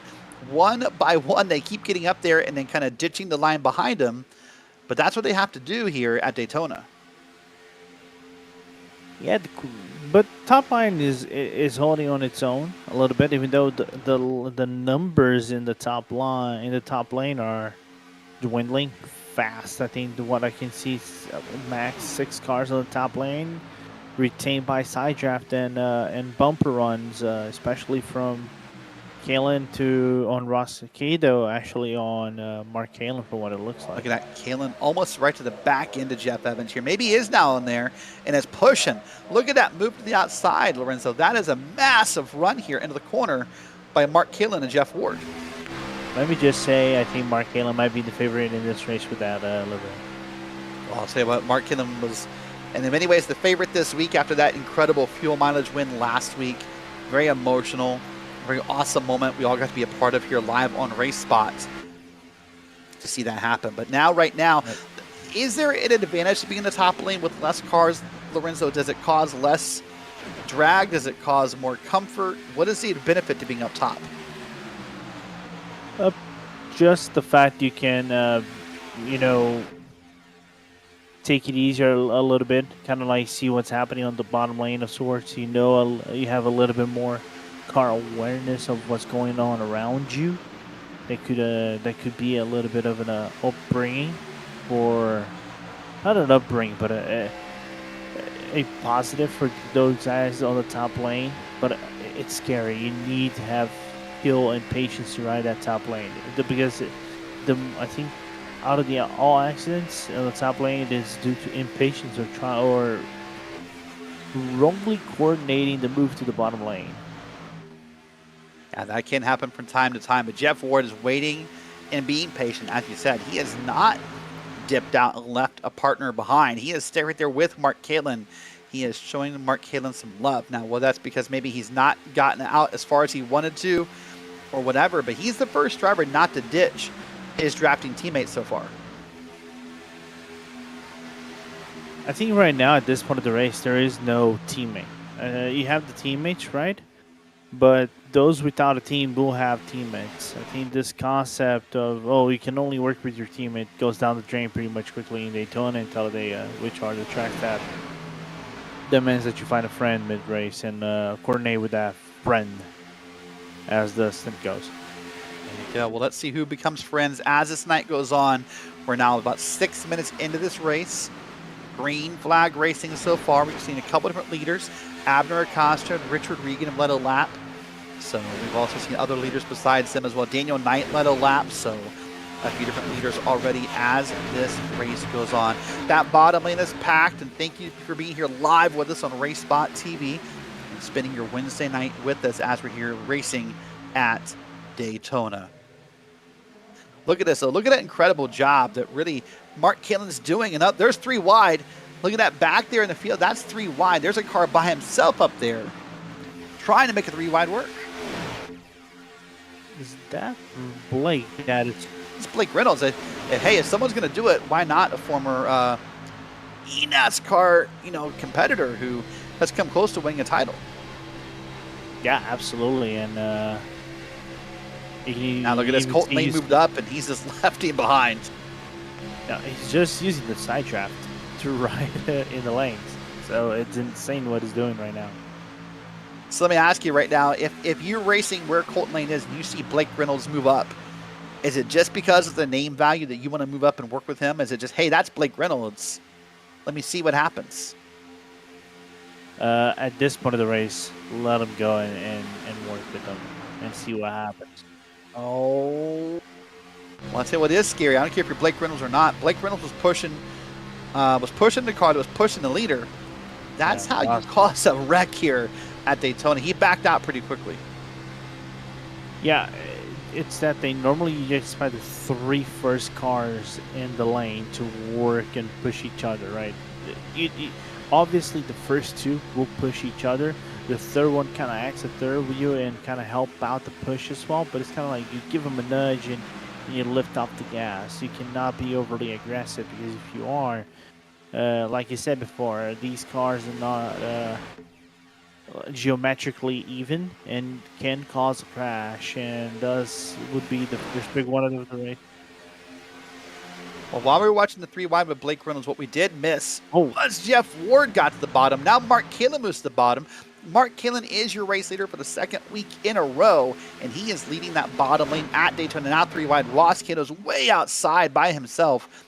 Blake Reynolds to the middle, and then Abner Acosta, Richard Regan, and others to the inside. So hold on, look at this move. Blake Reynolds now has got a big push from behind, and now he's going to the front. He's got a push from the 42, and they are trying to go somewhere. Yeah, Zach trying to help out the number 66 coming out on the top lane. Ross Cato actually had to dip out a little bit after the push that brought Kalen into the temporary lead, and I would say, I'm not gonna say fortunately, but smartly enough, dip back. This is not my fight. I'm not gonna risk this car, put myself into danger, and fell all the way back into the last guy in that 4-car train on the top lane. Look how far back that line goes in the bottom. It's a mix of drivers maybe who want to race, and maybe a few who don't want to race the win. So not everyone has the bug. Not everyone wants to be at the front of this pack at Daytona. Some people want to be in the back. They want to be here at the end of the race, so they'll lay back and wait until we're a little closer to the end. But let's ride on board here. This is Doug Evans. Look at that beautiful setup. 3 monitors, got the telemetry up top. That's JRT. JRT, I believe, is what he's running there, isn't it? Yep. You know what I noticed about the setup, Lorenzo, and it's a personal preference. Look how low that wheel is to the body. I'm more of I want my wheel at the chest kind of guy. Mine is at the chest level, but then again, I drive on a chair of sorts, on an IKEA chair. Therefore, I don't have Hopefully a lot. You drive in a car, but I know what you mean. Oddly enough, I don't drive a car nowadays. My fiance drives a car. I drive it occasionally. Oh, I meant in iRacing, but yeah, that's okay. Oh, I do drive. I actually got a 3rd place in a GT League a few days ago. All right, well, that joke missed. That's okay. I'm not perfect all the time. But here's who is perfect right now. That is these cars up front, including Blake Reynolds. He is doing well. James Morgan just at the fastest lap of the race, back in the back of the drafting line. That's typically how it works, right, Lorenzo? The cars in the back of the pack typically get to go a little faster than the cars up front. Yeah, just because you're being pulled by everyone else right in front, as we're looking into James Morgan. That's the natural thing, you know. You just give some way to the guys right in front of you. You're being pushed by everybody, but just because you're being pushed doesn't mean it is a good thing. Look at the spread that is starting to make from what it looks like to be, I would say, Reagan's Jr. I could be very wrong, or Colton Lane, number 60 car, all the way down to the back, even though they got closer right now. Yeah, they're all there. And of the top 3 national NASCAR machines, that being the Next Gen Cups, the trucks, and these, in my opinion, these are maybe the ones that, not the hardest to draft, but definitely have the least amount of draft pool. And the trucks or in the Next Gen Cup cars, you get a massive draft in a run. Here is something you have to work for. So that'll be something to keep in mind as this race goes on and what those guys in the back do. Now we're seeing a couple different drivers who are kind of by themselves or only in a 2-car pack. And these guys are going to quickly, this is Dalton Geyer, and he is out here on the track with Jose Medina. These drivers are going to quickly get engulfed by the leaders. And this will be a tense moment with the leaders already being too wide. Oh, whenever they get swollen whole, like a Pinocchio and the whale, it's not gonna look pretty. But these are these moments that can cause a little bit of confusion and cause caution in the first yellow flag of the race. Yeah, hopefully we won't see that happen here. So right now Blake Reynolds continues to lead here. It's Bustin Bumgarner leading the top line. So different names up front yet again as we turn our head back to the leaders. You see Mark Killen's pushing Blake Reynolds. Jeff Ward's up there, Ross Cato. But they need to be talking to these leaders. I don't hear any chatter right now about asking these guys to move. I'll tell you right now, Lorenzo, if I was the leader, I'd be on the mic telling them where I want them. But they are getting dangerously close, and these guys are still right in the bottom lane. I think they're gonna stay bottom lane whenever they reach them, maybe by the entry turn number 3. There you go. They're gonna move down to the bottom of the yellow line. Nice awareness out of the guys. You know, this is a preference thing, Lorenzo, and it's not that you're wrong. It's a matter of preference of how you want the lapped cars to drive. As a leader, I want those guys. Oh, hold on. That's why this is a problem. Look at this. Dalton Geyer just picked up a side gig mowing lawns on the weekend right here. But I like the lapped cars to go up top. I like them to be up top. I want to know where they are. I don't want anyone getting loose on that banking. I'm a top lane lap cars kind of guy. I've dealt with bottom lane. I've dealt with the top lane. Definitely top lane is easier.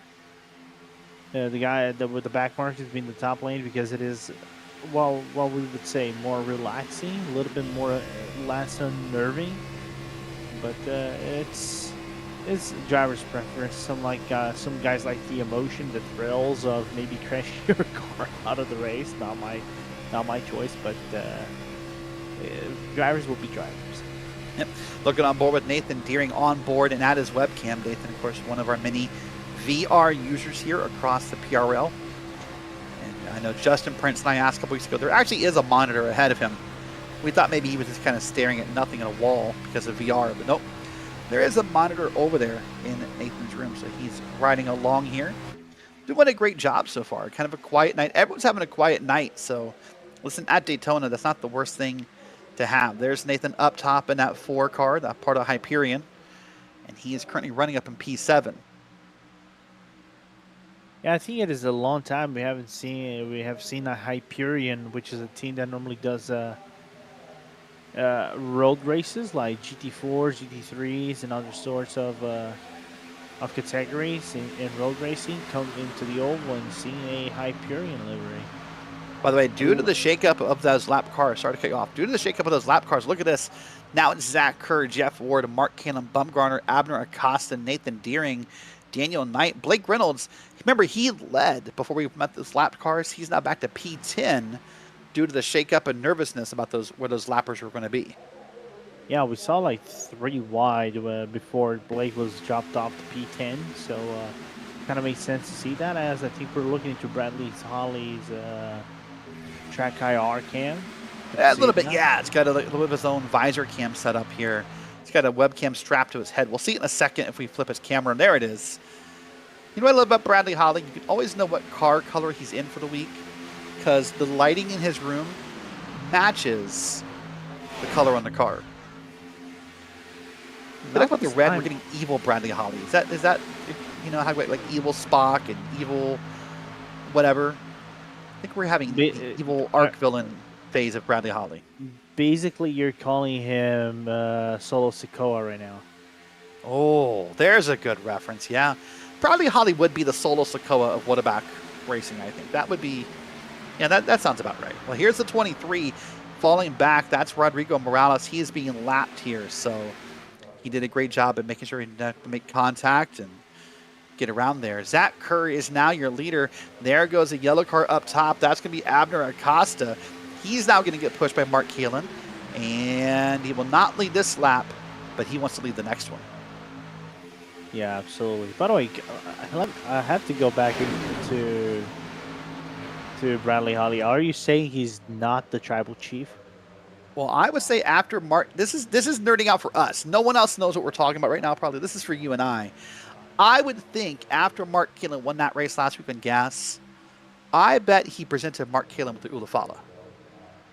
Okay, so you're saying he's the OTC. Copy that. The OTC. Okay. Oh, yeah, by far the OTC. There's Abner Acosta, one of the original OTCs of PRL.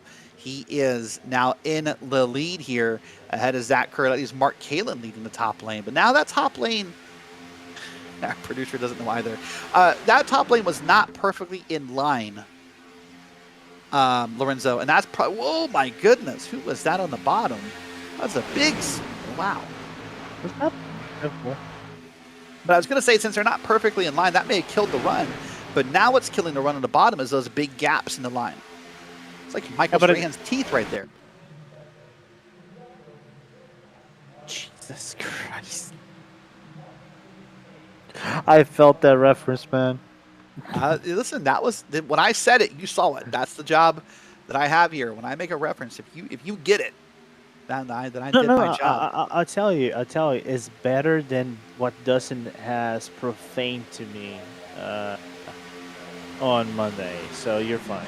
I'm trying to remember what Dustin has profaned to me on Monday. What's being proclaimed right now is the lead by Abner Acosta again, but he has Jeff Ward really running as hard as he can to the top lane. Wants Mark Kalin to get in the line. Mark's just a little off center here. Now, as much as that can look frustrating from a viewer's point of view, it has to happen sometimes, right, Lorenzo? Because these cars will heat up in the draft. Yeah, but I think they're not going to be concerned with the fuel engine and maybe the spotter saying, oh, your pressure gauge might be high or oil gauge might be high. You know, I think they're all safe, as now we're looking into the perspective out of the guy of Zach Kerr trying to push Abner Acosta on the bottom lane. You can even see that high line with Ball Garner and Mark Kalin trying to be pushed, and also I'm just gonna say nice livery, Mark Kalin.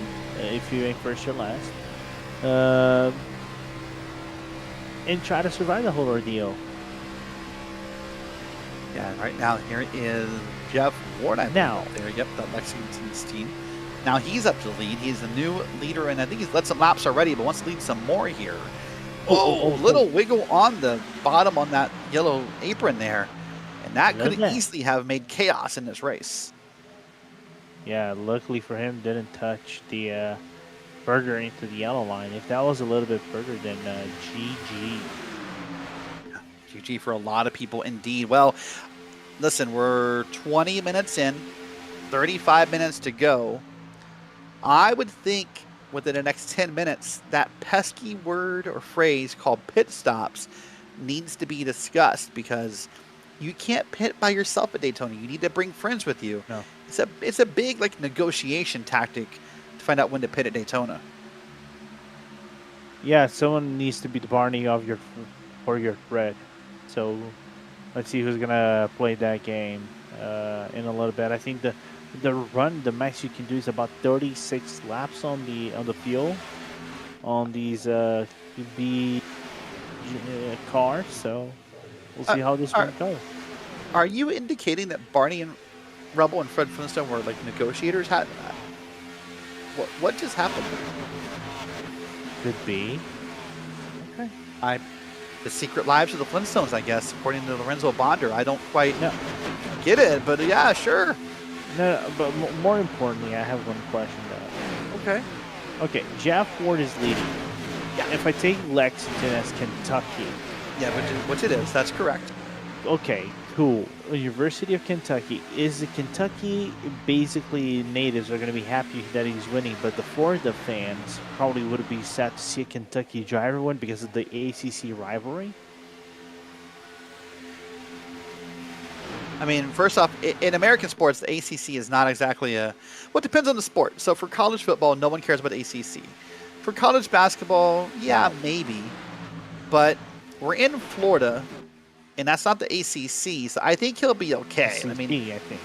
The SEC, mostly in Florida, yeah, it's a big conference down here. So, I mean, there's probably some hurt feelings. You know, Kentucky football has been known to knock off Florida and others a few times, but he'll probably be okay. And I'm sure his Kentucky natives and the Wildcats of Kentucky will be stoked to see him winning this race. But right now, Mark Kalin, also a Kentucky native, by the way, at times has run a Kentucky Wildcat scheme, is up there side by side with his Kentucky native. So this is like a bluegrass 1-2 right here.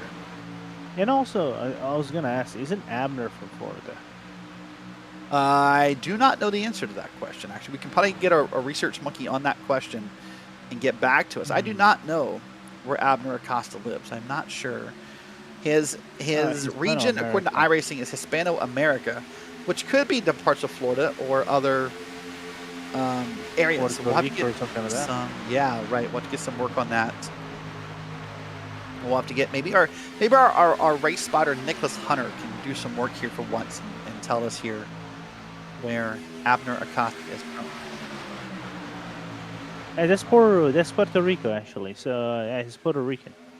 Yeah, we'll find out where Abner Acosta is from and fill that back in later.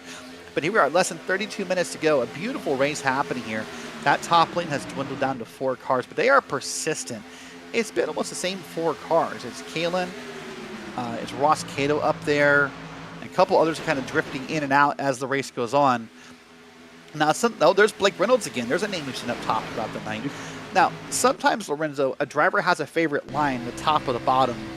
Why do you think one would prefer one lane over the other?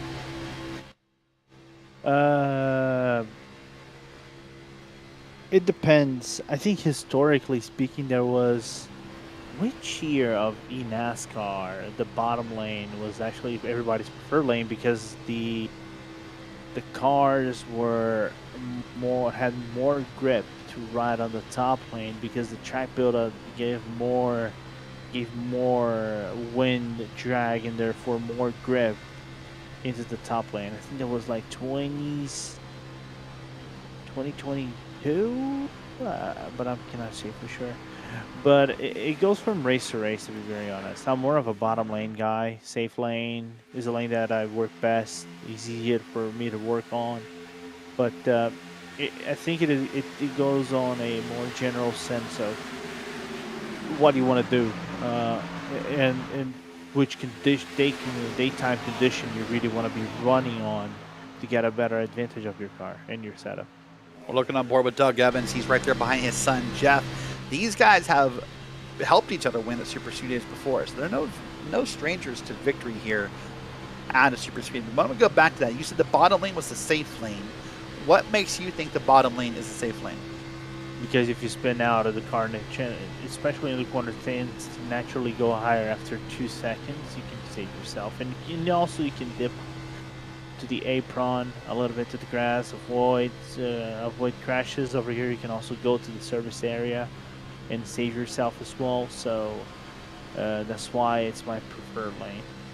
There you have that. So great analysis. I agree with most of those points. Now, drivers would say the top lane is safer because, you know, most wrecks tend to spin to the inside at Daytona. Not all of them, but a good number of them do.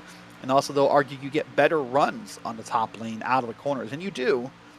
It's about what you can do with those. Now, remember, in the PRL, pardon me, that yellow line rule is in effect. We saw it come into effect this about 4 weeks ago at a super speedway.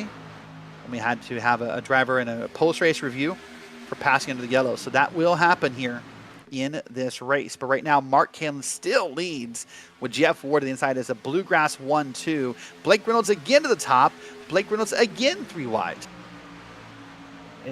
And using the side draft efficiently, you need to see who's actually trying to push him on that top lane right there. He's got a car behind him. That's down the 4 of Nathan Deering.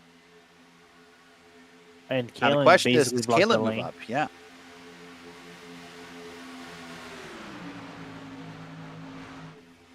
See the webcam there. That's Mark Kalin in the webcam. Got the Ryan Blaney poster in the back, and a lot of memorabilia in this basement room. Hold on, that's getting close. Kalin way up top, up where you keep the cookies safe from the kids here at Daytona. A nail biting time. Ooh, man, if you were Mark Kalin, that was more than nail biting, I bet. But yeah, it was indeed. Now Abner Acosta leads the middle. He's got Bumgarner pushing. Jeff Ward's now got Zach Kerr pushing. And Mark Kalin is hoping to get Blake Reynolds pushing. Yeah, getting more nerve-wracking as pit lane is approaching. And it's sort of ironic, isn't it? For pit road, you want to be single file to get on pit road quickly. Hold on, let's watch this again. This is me, Zach Kerr. Oh, Acosta drifted up. And that's what caused all the chaos. And then Zach Kerr almost ran over Abner Acosta. But I was going to say, it's sort of ironic, isn't it? As we get closer and closer to pit stops, the lanes are getting wider. You'd think they'd all want to be single file for pit stops, but no, not these guys. No, you really want to try to be as insanely crazy as possible during your run, so it makes sense.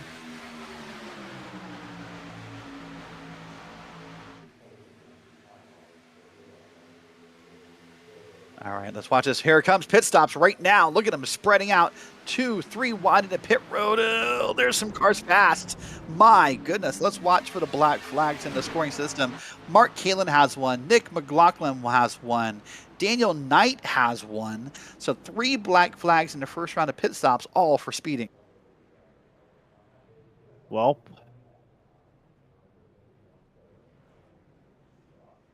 that's going to change how this race is lined up, Lorenzo.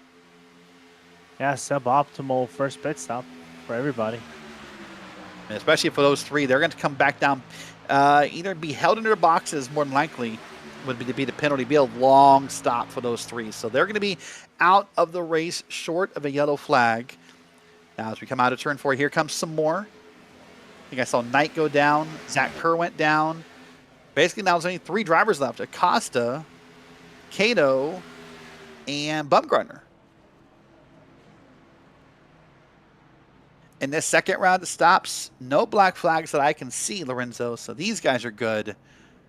Man, what a tough break for Daniel Knight, McLaughlin, and Mark Kalin.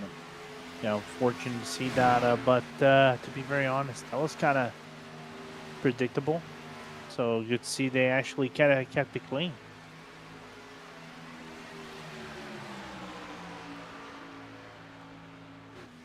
Let's watch his first pit entry again. This was, I mean, crazy. you can see the cars kind of drifting sideways. That tells you they're on the brakes too hard. But look at that. I mean, there's everybody. Yep, there's Kalen you saw. Oh, there's a car in the wall. I missed that. I missed that live.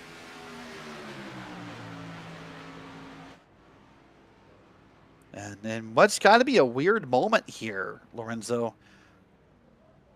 You don't typically see solo pit stops under green at Daytona. No, you don't, but I think Abner could have. I'm wondering if Abner's banking on maybe coming out in line with the drivers who got the penalties and hoping to merge back in. I don't know, but here comes a line of cars. There's going to be Regan, it's going to be James Morgan, Blake Reynolds. I see Jacob Dunn's in there. And this is a much, much different pack than what we've seen before. With only 25 minutes to go, some drivers have decided it's go time. It's go time, and I think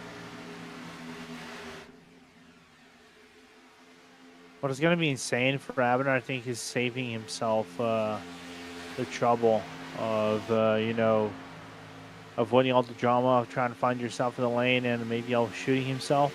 And he's going to be on the same draft as everybody, so he's not going to have a major time loss for anything.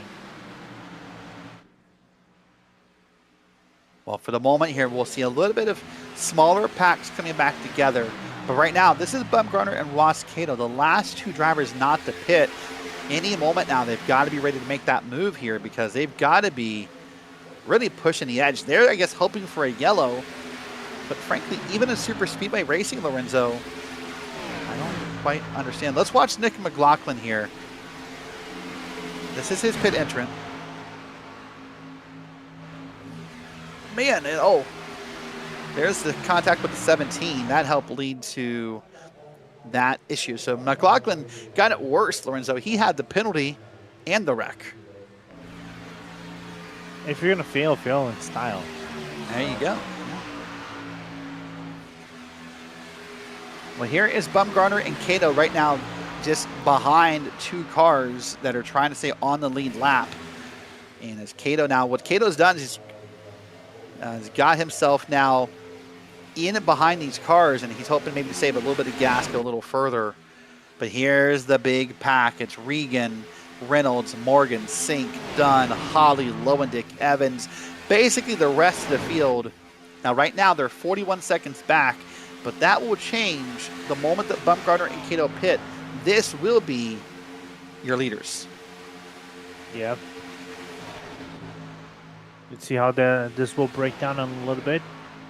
And now, basically, this is a race to finish. We can see definitely the big one. But the good thing is not a large group. It is a large group as drivers individually, but I think they can collaborate towards the end. I want to believe that. The question would be, what are Cato and Bumgarner waiting for? I guess if they think if maybe they get the yellow, these drivers might come back down again and save some track position, but that might be a hard sell here at Daytona. Look at that. You talked about friends, you talked about teammates, you talked about buddies. There's Tabula Rasa Esports on the bottom. They're right behind Richard Regan, and they are lined up. How good must it feel to have a teammate behind you at Daytona? Oh, best feeling ever. They're going to work hard here. In fact, they're clear. You would think if they wanted to, they could pull up here, and they do. Look at that on cue. Morgan up top, Dunn behind him, Blake Reynolds on behind them, and they're looking to take the de facto lead here at Daytona. Here's Ross Cato's solo, by the way. And there's Bumgarner as well. Actually, he's not solo, but Bumgarner with a penalty, and not a wall hit. So there's another penalty on pair. That's got to be. Let's see if it comes up on the board. If it doesn't, I'll be stunned. Wow. Meanwhile, back live, Tabula Rasa Esports has taken the bottom lane now. They've got around Regan, and now they are leading with Blake Reynolds up top. The 12 and the 3 start off the season great in season points. Has fallen back to P5, and they told me they want to make a statement here at Daytona. Oh, they got as good statement as they can possibly get right here, man. So, see how this one fare.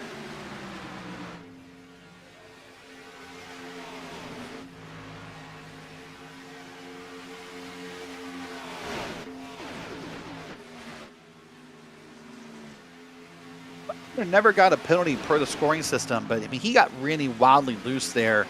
I was surprised. I thought he touched the grass, but Ross Cato now pulls down out of the way. The field will go by, and he'll try to stay in the draft here and make something happen.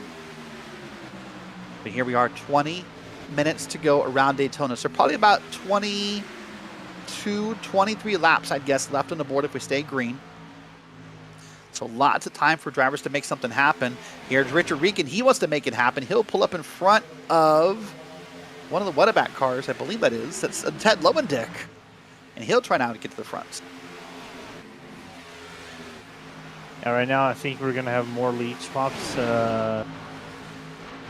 than I really want to say Taylor Swift songs about access. So here we go. All right, we'll watch this now. Richard Regan way up top. Look at the gap between those two lanes. No side drafting here. And now it's the 12 and the 3. And then Zach Kerr on the bottom. And now Regan. Oh, Regan. Hold on. There we go. Oh, big wreck. Oh, maybe they got it saved. My goodness. What? Lots happened there in the moment. We had Regan dump his drafting partner, Lowdick, who was not clear. We had, I believe, Jacob Dunn get slightly turned around, and he saved the car. Oh, my goodness. Let's watch some replays here. Watch, this is first. Oh, there's Dalton Geyer. Got loose just in front of Mark Kalin, and that stays green. There's the leaders going on by. This is not involved in what happened. Next up, we'll see what happened in the lead packet. It kind of starts in a weird way with Richard Regan dumping Ted Lowendick. And it just sort of went chaotic from there. Never in a million years I would have thought 4 cars simultaneously would save. Everybody's good. We stay green.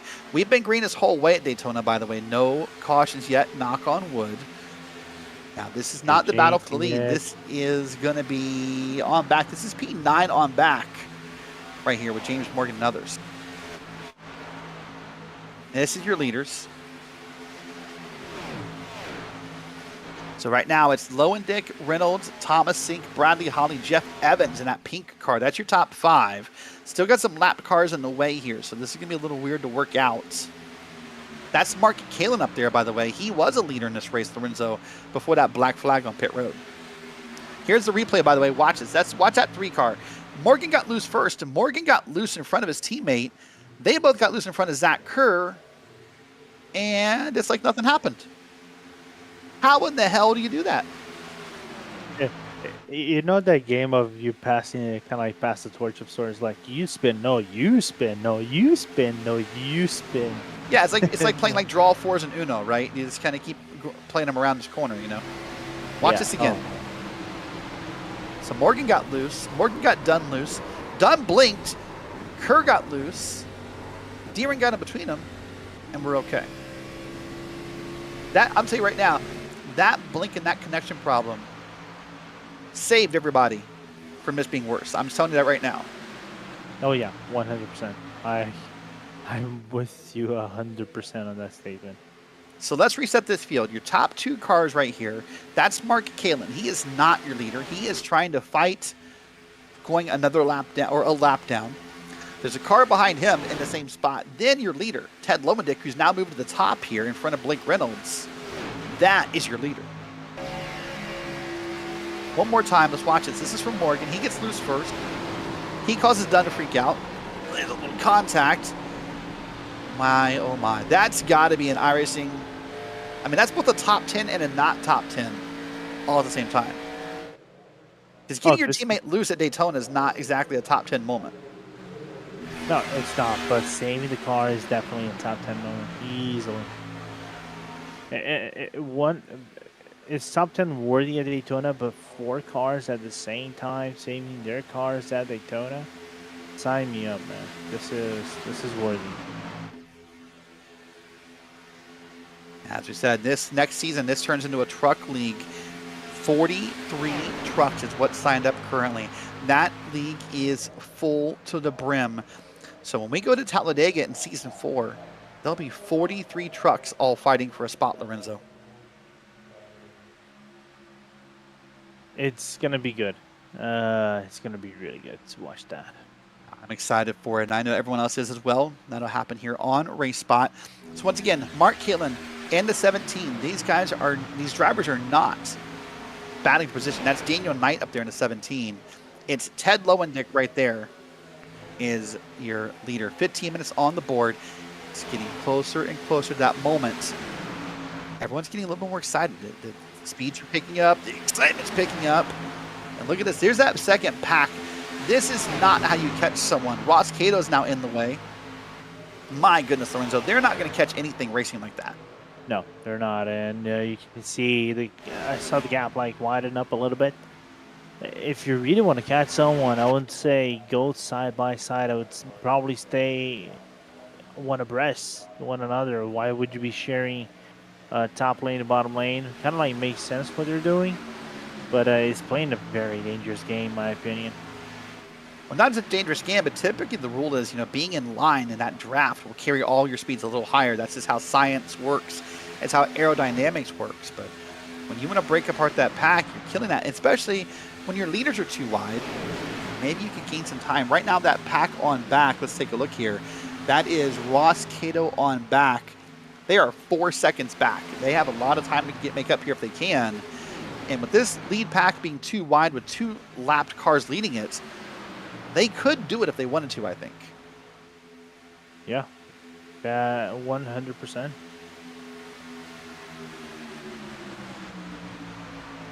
Here we are, once again, lead pack up front. Confusing as it is, your 2 leaders are not your leaders. That's Mark Caitlin and Daniel Knight. They are both fighting to not go, I think, 1 lap down in both their cases. Yep. So they're hoping for a caution more than anyone else. They're hoping for a caution so they can stay out front and have a chance to win this race. But if you're Ted Lowendick or if you're Blake Reynolds, Richard Regan, you got to be a little angry. I don't know if you're angry at them, but you're angry that they won't move. Meanwhile, look at this. That second line's now in line. And look at that, Lorenzo. 2.7 seconds. They're catching up. Indeed. I think after that mishap or that lack of communication they had and nearly crashed themselves out a few laps ago, I think they finally found their stride and are coming in. 1.8 separates them. You can see them right at the back of the frame right now. So let me ask you, Lorenzo, right now, if you are Lowendick, Evans, Sink, Reynolds, Regan, and you have 2 cars right there at the front of your pack that are really not racing you, they're sort of in your mind, they're almost lapped cars already. Does that frustrate you? How do you deal with that as a driver? Ooh, good question, man. Oh, look at that. Cato, by the way, let me come back to that, but Cato just caught the field. That's that pack back there. We're now 1 pack again. But let's go back to that. Look at this. Here's Mark Caitlin on the outside being pushed by Lowendick. Now, they're Wadaback teammates. So maybe Lowendick appreciates the help. But at some point, you kind of want them to move so you can run your own race, right?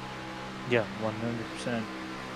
I think that is only going to happen in the final 5 minutes of this race. I think, or even less, I would say maybe whenever we reach 9 minutes left, this is where the race, I think, is going to start to pick quite fast, in my opinion.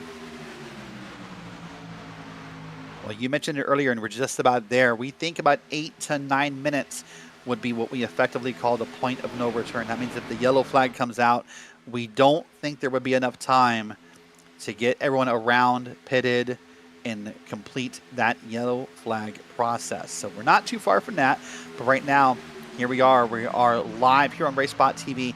Technically, it's Ted Lowendick, Thomas Sink. Those are the second cars in line. Those are your leaders. But the big story, look at that big wide camera shot, Lorenzo.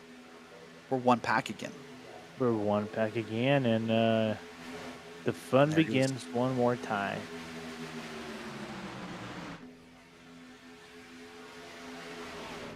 So we'll see who can make what happen. We always joke anyone can win at Daytona. So right now, someone who you see back in P10, 11, 12, 13, 14, right now with 10 minutes to go, it might be P1 with 1 minute to go.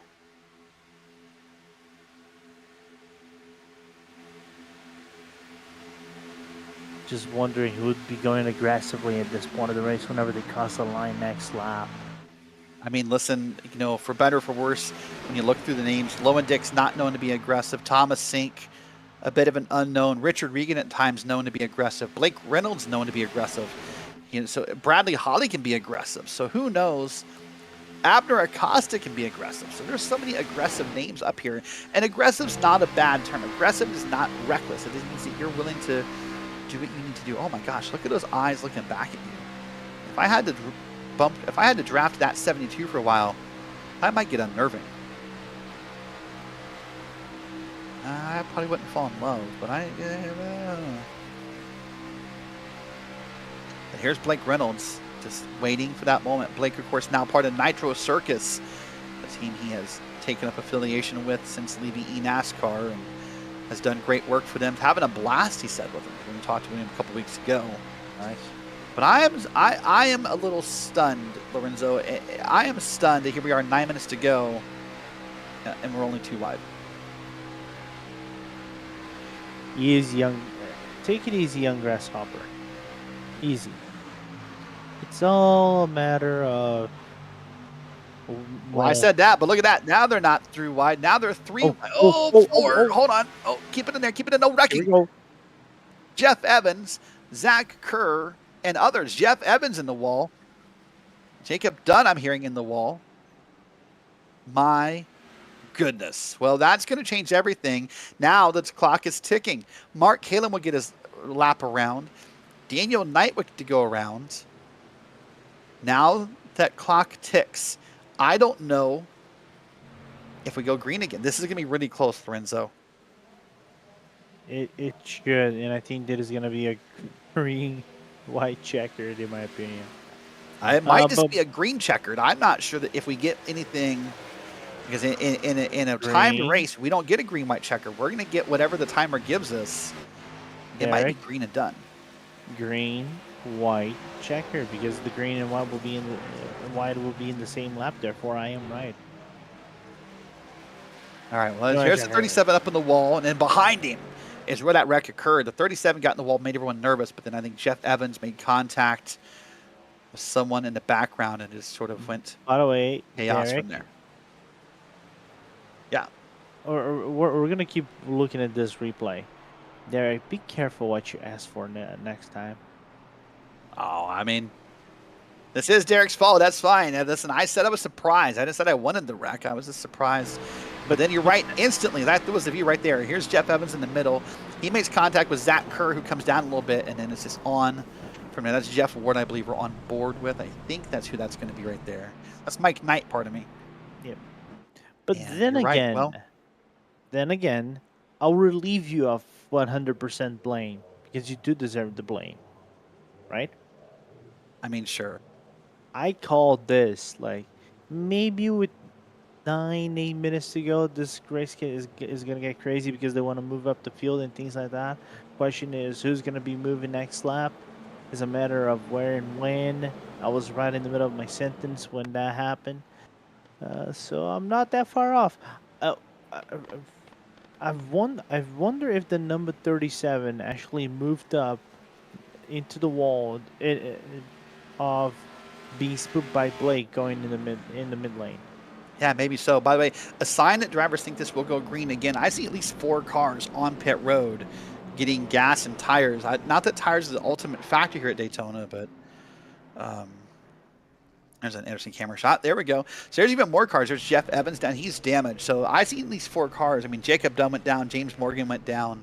Probably for repairs. But I'm saying if you don't think we're going green again, you sit in line and you take your spot for repairs. So we'll see what happens. Here's some cars coming off of pit road trying to avoid going a lap down. That was Mark Kalin there who got the wave around. Well, let's line it up real quick, Lorenzo. Sink, Lowendick, Reynolds, Regan, Bradley, Holly, your top 5.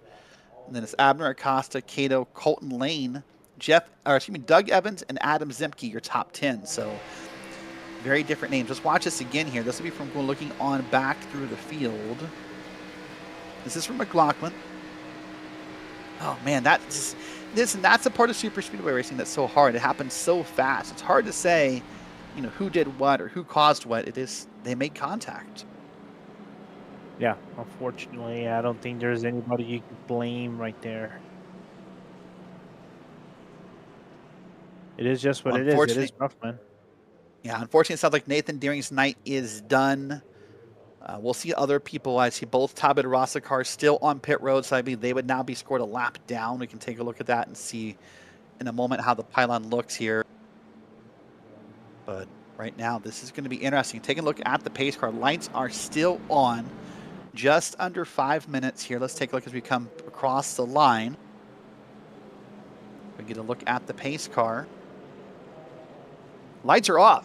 This is 1 to green. This is a fast caution. I'm surprised.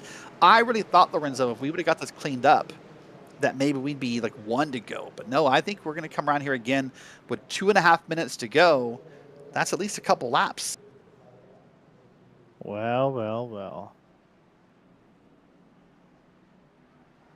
So here's the problem. You used the phrase in the last race, cautions breed cautions, and it's not a wrong phrase. But in this case, it's just a matter of intensity. It's a matter of need, because now you know that the moment the next caution flag flies, if one flies, we're done. You're locked in place. There's no more shots at this. So everyone would feel that need to be a little aggressive here. Yeah, especially around Mark Kalen. Like Laughlin, Knight, Zemke, and Doug. They're gonna and Lane, I think even so, are gonna try to move up like hungry people, looking for that final piece of brisket and try and get it on. You see, in the back of that shot, you see a lot of cars who maybe are damaged, but are going to come back around and join this pack. They want to see what they can get out of this. Remember, if we get to the white flag, all bets are off. There will be no yellow flag if we get to the white. So a lot of these drivers who are damaged might be hoping that we make it one time around and then calamity ensues so they can pick up some spots. So James Morgan, Jacob Dunn, Jeff Evans, and others might be looking for that. Well, listen, it's been an exciting night all night. Been tense. Been a lot of battles. Get your last big sip of water. One last big, deep breath. Get ready, because right now Thomas Sink's going to be in charge of this field, and he's going to lead us around here. Barney the flagman shows the green flag, and there it is. We're green. Flag racing one more time. Here we go. Jeff Evans politely pulls out of the way on the bottom. He's going to fall back. No penalty there. He just wants his broken car to not be in the middle of a battle. Here we go. Thomas Sink looking to get in here and make something happen. Being pushed by Blake Reynolds. Lowendick's going to be pushed up top here by one of those yellow cars. And he is now going to make a move as well. Here we are side by side, 2 wide bound deep through the field. And Lorenzo, you can feel it coming. This is getting more and more tense. It is. The tension is brewing. You can Reynolds. Regan needs to push on Lowendick a little harder. Coming around, Barney the flagman has the white flag in his hand. Reynolds moves up. Pardon me. Reynolds now leads the top lane. Sink on the bottom. 2 to go. White flag put away. I'm a little ahead of myself, but 2 to go here at Daytona. I'm so used to green-white checkers here. Hold on. Reynolds now to the bottom. He made the move. He's now ahead of Sink. Lowendick leads the top again. This might be actually 3 to go. We crossed at 153. Let's take a look here. That laps to go still in question, but it's a timed race, not a lap race. Here comes the cars in the back. They also want to make a move here, but Reynolds, Sink, Lowendick, Regan Jr., and others. And Sink all over the back bumper of Blake Reynolds. Yeah, Sink wait to lose. Lowendick now moving up. No white flag. No white flag. You're right. We're going to go around these 2 more times. Oh, third lane trying to move, trying to farm up right in the middle, all the way in the back. I think what I see, Knight, Evans, and Cato in that third lane. Fastest lap of the race, Jacob Dunn all the way in the back, just getting that big draft, that big pull, makes it happen. Here we are, 3 wide. Mark Kalen's in the middle, and now up front, look at this, Thomas Sink wants now to lead that bottom lane. There's Acosta. There's Acosta in the middle. See what he can make happen. These guys are racing. Remember, if we get a yellow, we're done. And it feels like any moment now that could happen. Oh, Cato's loose. Cato's loose, and he saved it. Oh, come up. Oh my God. Wow. Official. This is white flag. That's got to be it right there. Here we are, one more time around. Blake Reynolds leads. You got Abner Acosta up top, Mr. PRL, one of them. Oh, no. No caution. We're coming back around. Blake Reynolds, oh, big hit again. My goodness. We're going to keep moving. Let's go back to the front of the field. Reynolds now in a 2-car drag race with Thomas Sink. Got a little bit of help from Regan. Well, Regan and Sink make the move. The officials will let us go back all the way around. Regan's a pro, or excuse me, Reynolds is a pro. Reynolds knows what's coming. What will Regan and Sink do? Out of turn 4, final time. Regan peaks, Sink does not. And they're going to let Blake Reynolds win. And checkered flag is Blake Reynolds at Daytona. Wow, what a last lap, Lorenzo. Last lap insanity, man. I thought for a moment it would be a yellow flag, but I think it was like 3 to 2 seconds to go. Now it'll be enough time for them to get a yellow flag and call this basically a yellow flag finish. And Blake Reynolds showing why he is a NASCAR driver and being right place in the right place at the right time. Let's watch this replay here. This is going to be the wreck that happens. Oh, car up in the wall hard. That was Bradley. I can't tell the number on it. I apologize, but that was a hard hit. This kept getting hit. I mean, it's kept more and more damage. And then there's Knight in the background. The 17 really broke, just trying to get around there and turn a lap. Wow. What a run at Daytona. What a night. All right, well, let's take a look at how they're all lined up currently. This is not official till the officials go back and review the incidents. But Blake Reynolds is your winner. Thomas Sinks in second. Richard Regan Jr. in third. Mark Kalen's in fourth. Adam Zemke is in P5. James Morgan, Colton Lane, Doug Evans, Mike Knight, and Ted Lowendick round out your top 10. Nick McLaughlin, Abner Acosta, Jacob Dunn, Ross Cato, Daniel Knight, Jeff Evans, all are on the lead lap here at the end of this race. That's your top 16. Bradley Holly, your first car, 1 lap down, as well as Dustin Bumgarner. And then Dalton Kyer and Rodrigo Morales, 2 laps down, as well as Jose Medina. And then on back, Nathan Deering, Jeff Ward, and Zach Kerr round out a 24-car field. Well, what seemed like a pretty calm race at one point, Lorenzo, with 9 minutes to go, turned out to be anything but a calm race. Yeah, pretty much. And we know that Daytona delivers. The question would have been when the big one would come out, if it would affect the race in general, if this would call a yellow flag finish or something like that. But no, we went right down to the wire, and Reynolds basically with lots of professionalism, clean driving and everything, held 3 guys. I thought Reagan was going to get a run on the outside of turn number 3 and try to make this a side-by-side and a 3-way finish, but no, they all played it safe. They knew the top 3 was kind of like solidified. Well done for everybody, and now we move into the final round. Well, let's talk to a driver who's had more than one close Daytona finish in his iRacing career. Blake Reynolds, you are the winner in what was a wild, chaotic, frantic last lap. Oh yeah, super fun. I love plate racing, especially in Xfinity cars. No side draft. It's just all about pushing. The bumpers line up pretty good. It's a fun time. So last couple laps after that caution kicks off, was your plan just to get to the front and stay there? What was the plan? Usually that's the plan. Those guys out front, I think it was Mark and I can't remember. Knight, 17, yeah. Yeah, Daniel. They played it perfect. They didn't want to get lapped, so they kept their mow up right when we caught them to lap them, and then they split up and covered the lines really well. So then it was kind of like, okay, so it was like Thomas and Teddy and I think it was me and Richard in row 3.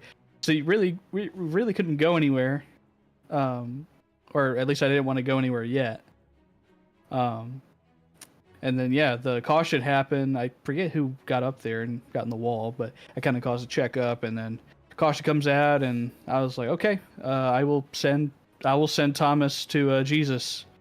if I can't get clear here. So, yeah, fun time and always good to race here in the PRL so far. All right, well, the last week of the Grand National season's at Darlington next week. Are we going to see Blake Reynolds come out and run at Darlington? That does sound fun. That does sound fun. We'll see what I'm doing. I did tell y'all I was going to race here. I think I missed Michigan was the one week I skipped. I did race here, but Darlington, you know, that's a driver's track, and especially in these cars, a little higher horsepower, a little less grip than the Cup cars, for sure. Yeah, if I find the time, I'll definitely show up. There you go. Well, listen, well, yet another win in your iRacing career. Congrats, and we'll see you soon. Yep, thank you. All right, that's Blake Reynolds, winner of this race. But let's now talk to the driver who finished in P2, and I believe Lorenzo Bonder has caught up with Thomas Sink. Thomas, man, that P2 came with a lot of sweat, some tears that you probably didn't get the run to go to P1. But talk us about that final lap where everything kicked off, and how did you keep your nerves to try to stay in the back of Blake, and who knows, maybe find the opening for you to get the win. But P2 nevertheless is a good result. Yeah, I'm excited about the result. Definitely much needed. I haven't had that many great results this year, but I just kind of got behind Blake and just listened to him and kind of let him guide me through kind of where I needed to go and how much I could push him and all that. And then eventually he just said, don't lift. I don't care what happens. So I held it to the floor, and if I turned him, I turned him. If not, I got a good result out of it. So I'm excited. Well, he did say he kind of like the opposite. He would take you to see baby Jesus. So I believe it was something like good on his part to give you that notice. But with that being said, I know there was a string of like some good positions in championship. How do you evaluate the championship as a whole before you moved into Darlington? Well, for me, it's just about surviving and put myself in a position that I can actually make the chase. Once that's kind of established and I know I'm locked in, then that's when I can really kind of go for the better results. Unfortunately, I just had abysmal seasons, I should say, over the last few, and just try to maintain what I have, not to overdo anything, don't overdrive, don't overdo any talent that I don't have. Just try to put myself in a position and all come together. Right, and finally, before we let you go, Darlington final round, tricky track. Does it fit your driving style? How do you negotiate going over the South Carolina track? I mean, I'm not the best at running up against the wall, so I'm going to have to do some practice and get the reps in and kind of get the feel for how this fixed setup's going to run next week.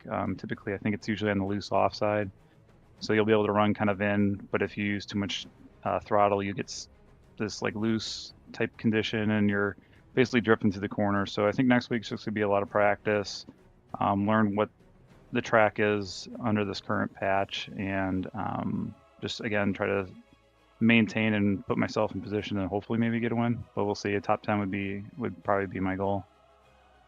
All right, we'll see if that will happen for you. Thomas, with that being said, let's celebrate that P2, and we'll see you next week at Darlington.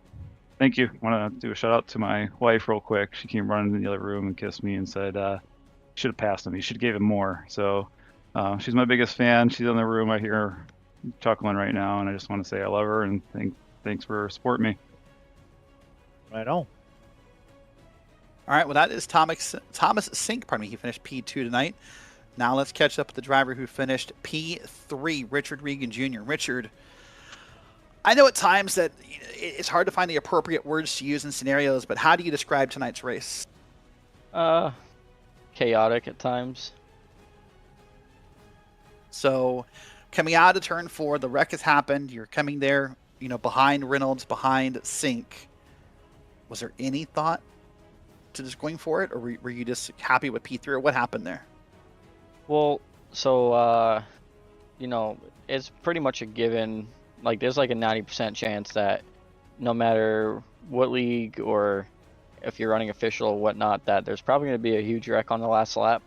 So you kind of just got to go into it hoping that you're going to, get out of there unscathed. And It was just Blake, Tom, and I, and I was hoping that Tom would have backed up to me a little bit. We would have had a nasty run on Blake, but they were working together, so I understand why he wanted to push him. But I don't know. It would have been nice to get at least P2 and push Tom to a win, but nevertheless, we got P3, so we'll take it. You don't think there was a hope just to go on your own out of 4 and make something happen? No, by time I got away from the wreck, I was a couple cars back off of Tom, and it just took me the whole time until I got off of 4 to get momentum back to him. So if I would have popped out, I would have went nowhere. Fair enough. Well, listen, next week, the season finale at Darlington. I feel like I've seen Richard Regan do well at Darlington before. How do you enjoy the track? I do sometimes. I got like a hit or miss relationship with Darlington. So it's either going to go one of two ways. Either one, I'm going to be really fast and win the race, or the second way is I'm going to be really slow and hitting the wall every lap. There's usually no in between with me, so I don't know. We'll see how it goes. All right. Well, Richard, great job tonight. Anyone you want to give a shout out to or say thank you to? Yeah, I'd like to give a shout out to Neonism Paints. If you need a paint, go to facebook.com/neonism and tell them PRL sent you. JZ Photography, Mission 22, Multiple Sclerosis Society, State Analyzer. Was working with Abner tonight, so shout out to him. Everybody at RaceSpot and PRL. There you go, Richard. Great job tonight, and we will see you in 1 week's time. All right, that is Richard Regan finishing P3 here tonight. That is your top 3. I want to get one more quick interview, and I'm gonna do this myself. Mark Kalin, second week in a row, you led some laps. We're entering like the Mark Kalin era of PRL. It feels like. I give him praise. Oh, there he is. Well, Derek, yeah, sorry, I was on push to talk. I've always been really good at the plate tracks, and they've been really good to me for the most part. But yeah, I was leading some laps there the first half of the race. Unfortunately, got myself caught behind with a speeding penalty on pit stops. Me and Daniel both there, so we were just doing our best to stay in front of the leaders. And it fortunately really worked out. Restarted 12th on that last restart and made my way into 4th place. So it was pretty wild that last lap, but it worked out for me. Well, right now on the stream, you'll see it later in replay. We're watching the slow-mo of the final wreck and how you just sort of, I guess, slid your way through it. That must have been a scary moment. Yeah, so I was just making the move to go into the middle to push Ted when Brad came up the track, and it looks like came across the nose of Ted. So I panicked and turned left. Unfortunately, Zemke was there, so yeah, me and him both had mega slides through the corner there onto the apron. Somehow I managed to gather it back up and keep moving forward with enough momentum to hang on to 4th. So very happy with how it finished. All being said, with everything that happened in that race, but man, that was a lot of fun, and a top 4 after a win, I will take that all day long. All right, Mark. Well, listen, great job this week, and we'll see you next week at Darlington. Thanks, Derek. Y'all have a good one. All right. Well, that is your interview with the top 4 tonight. And Lorenzo, I would say if you wanted excitement, intensity, and drama, tonight did not disappoint. No, not at all. I think he delivered everything. 2 good tracks with 2 different dynamic races. Daytona always delivers, man, in these fast oval plate racings. That's what makes it fun. Chaotic and unpredictable every time that you go in, and we'll see how Darlington will go. All right. Well, you can tune in 1 week's time live here to see the Darlington Raceway used here for the Precision Racing League. Blake Reynolds, the king of donuts, out there doing them forever. But once again, 1 week's time, just after the truck race, Justin Prince and I will be here live to finish off this season of the Precision Racing League. Remember, you can catch this race and every race on replay over at RaceSpot.tv. For Dustin Ollis in the booth, for Nicholas Hunter doing some spotting in the background and helping us, the broadcast team, for my partner Lorenzo Bonder, I am Derek Watson. Good night and so long from Daytona.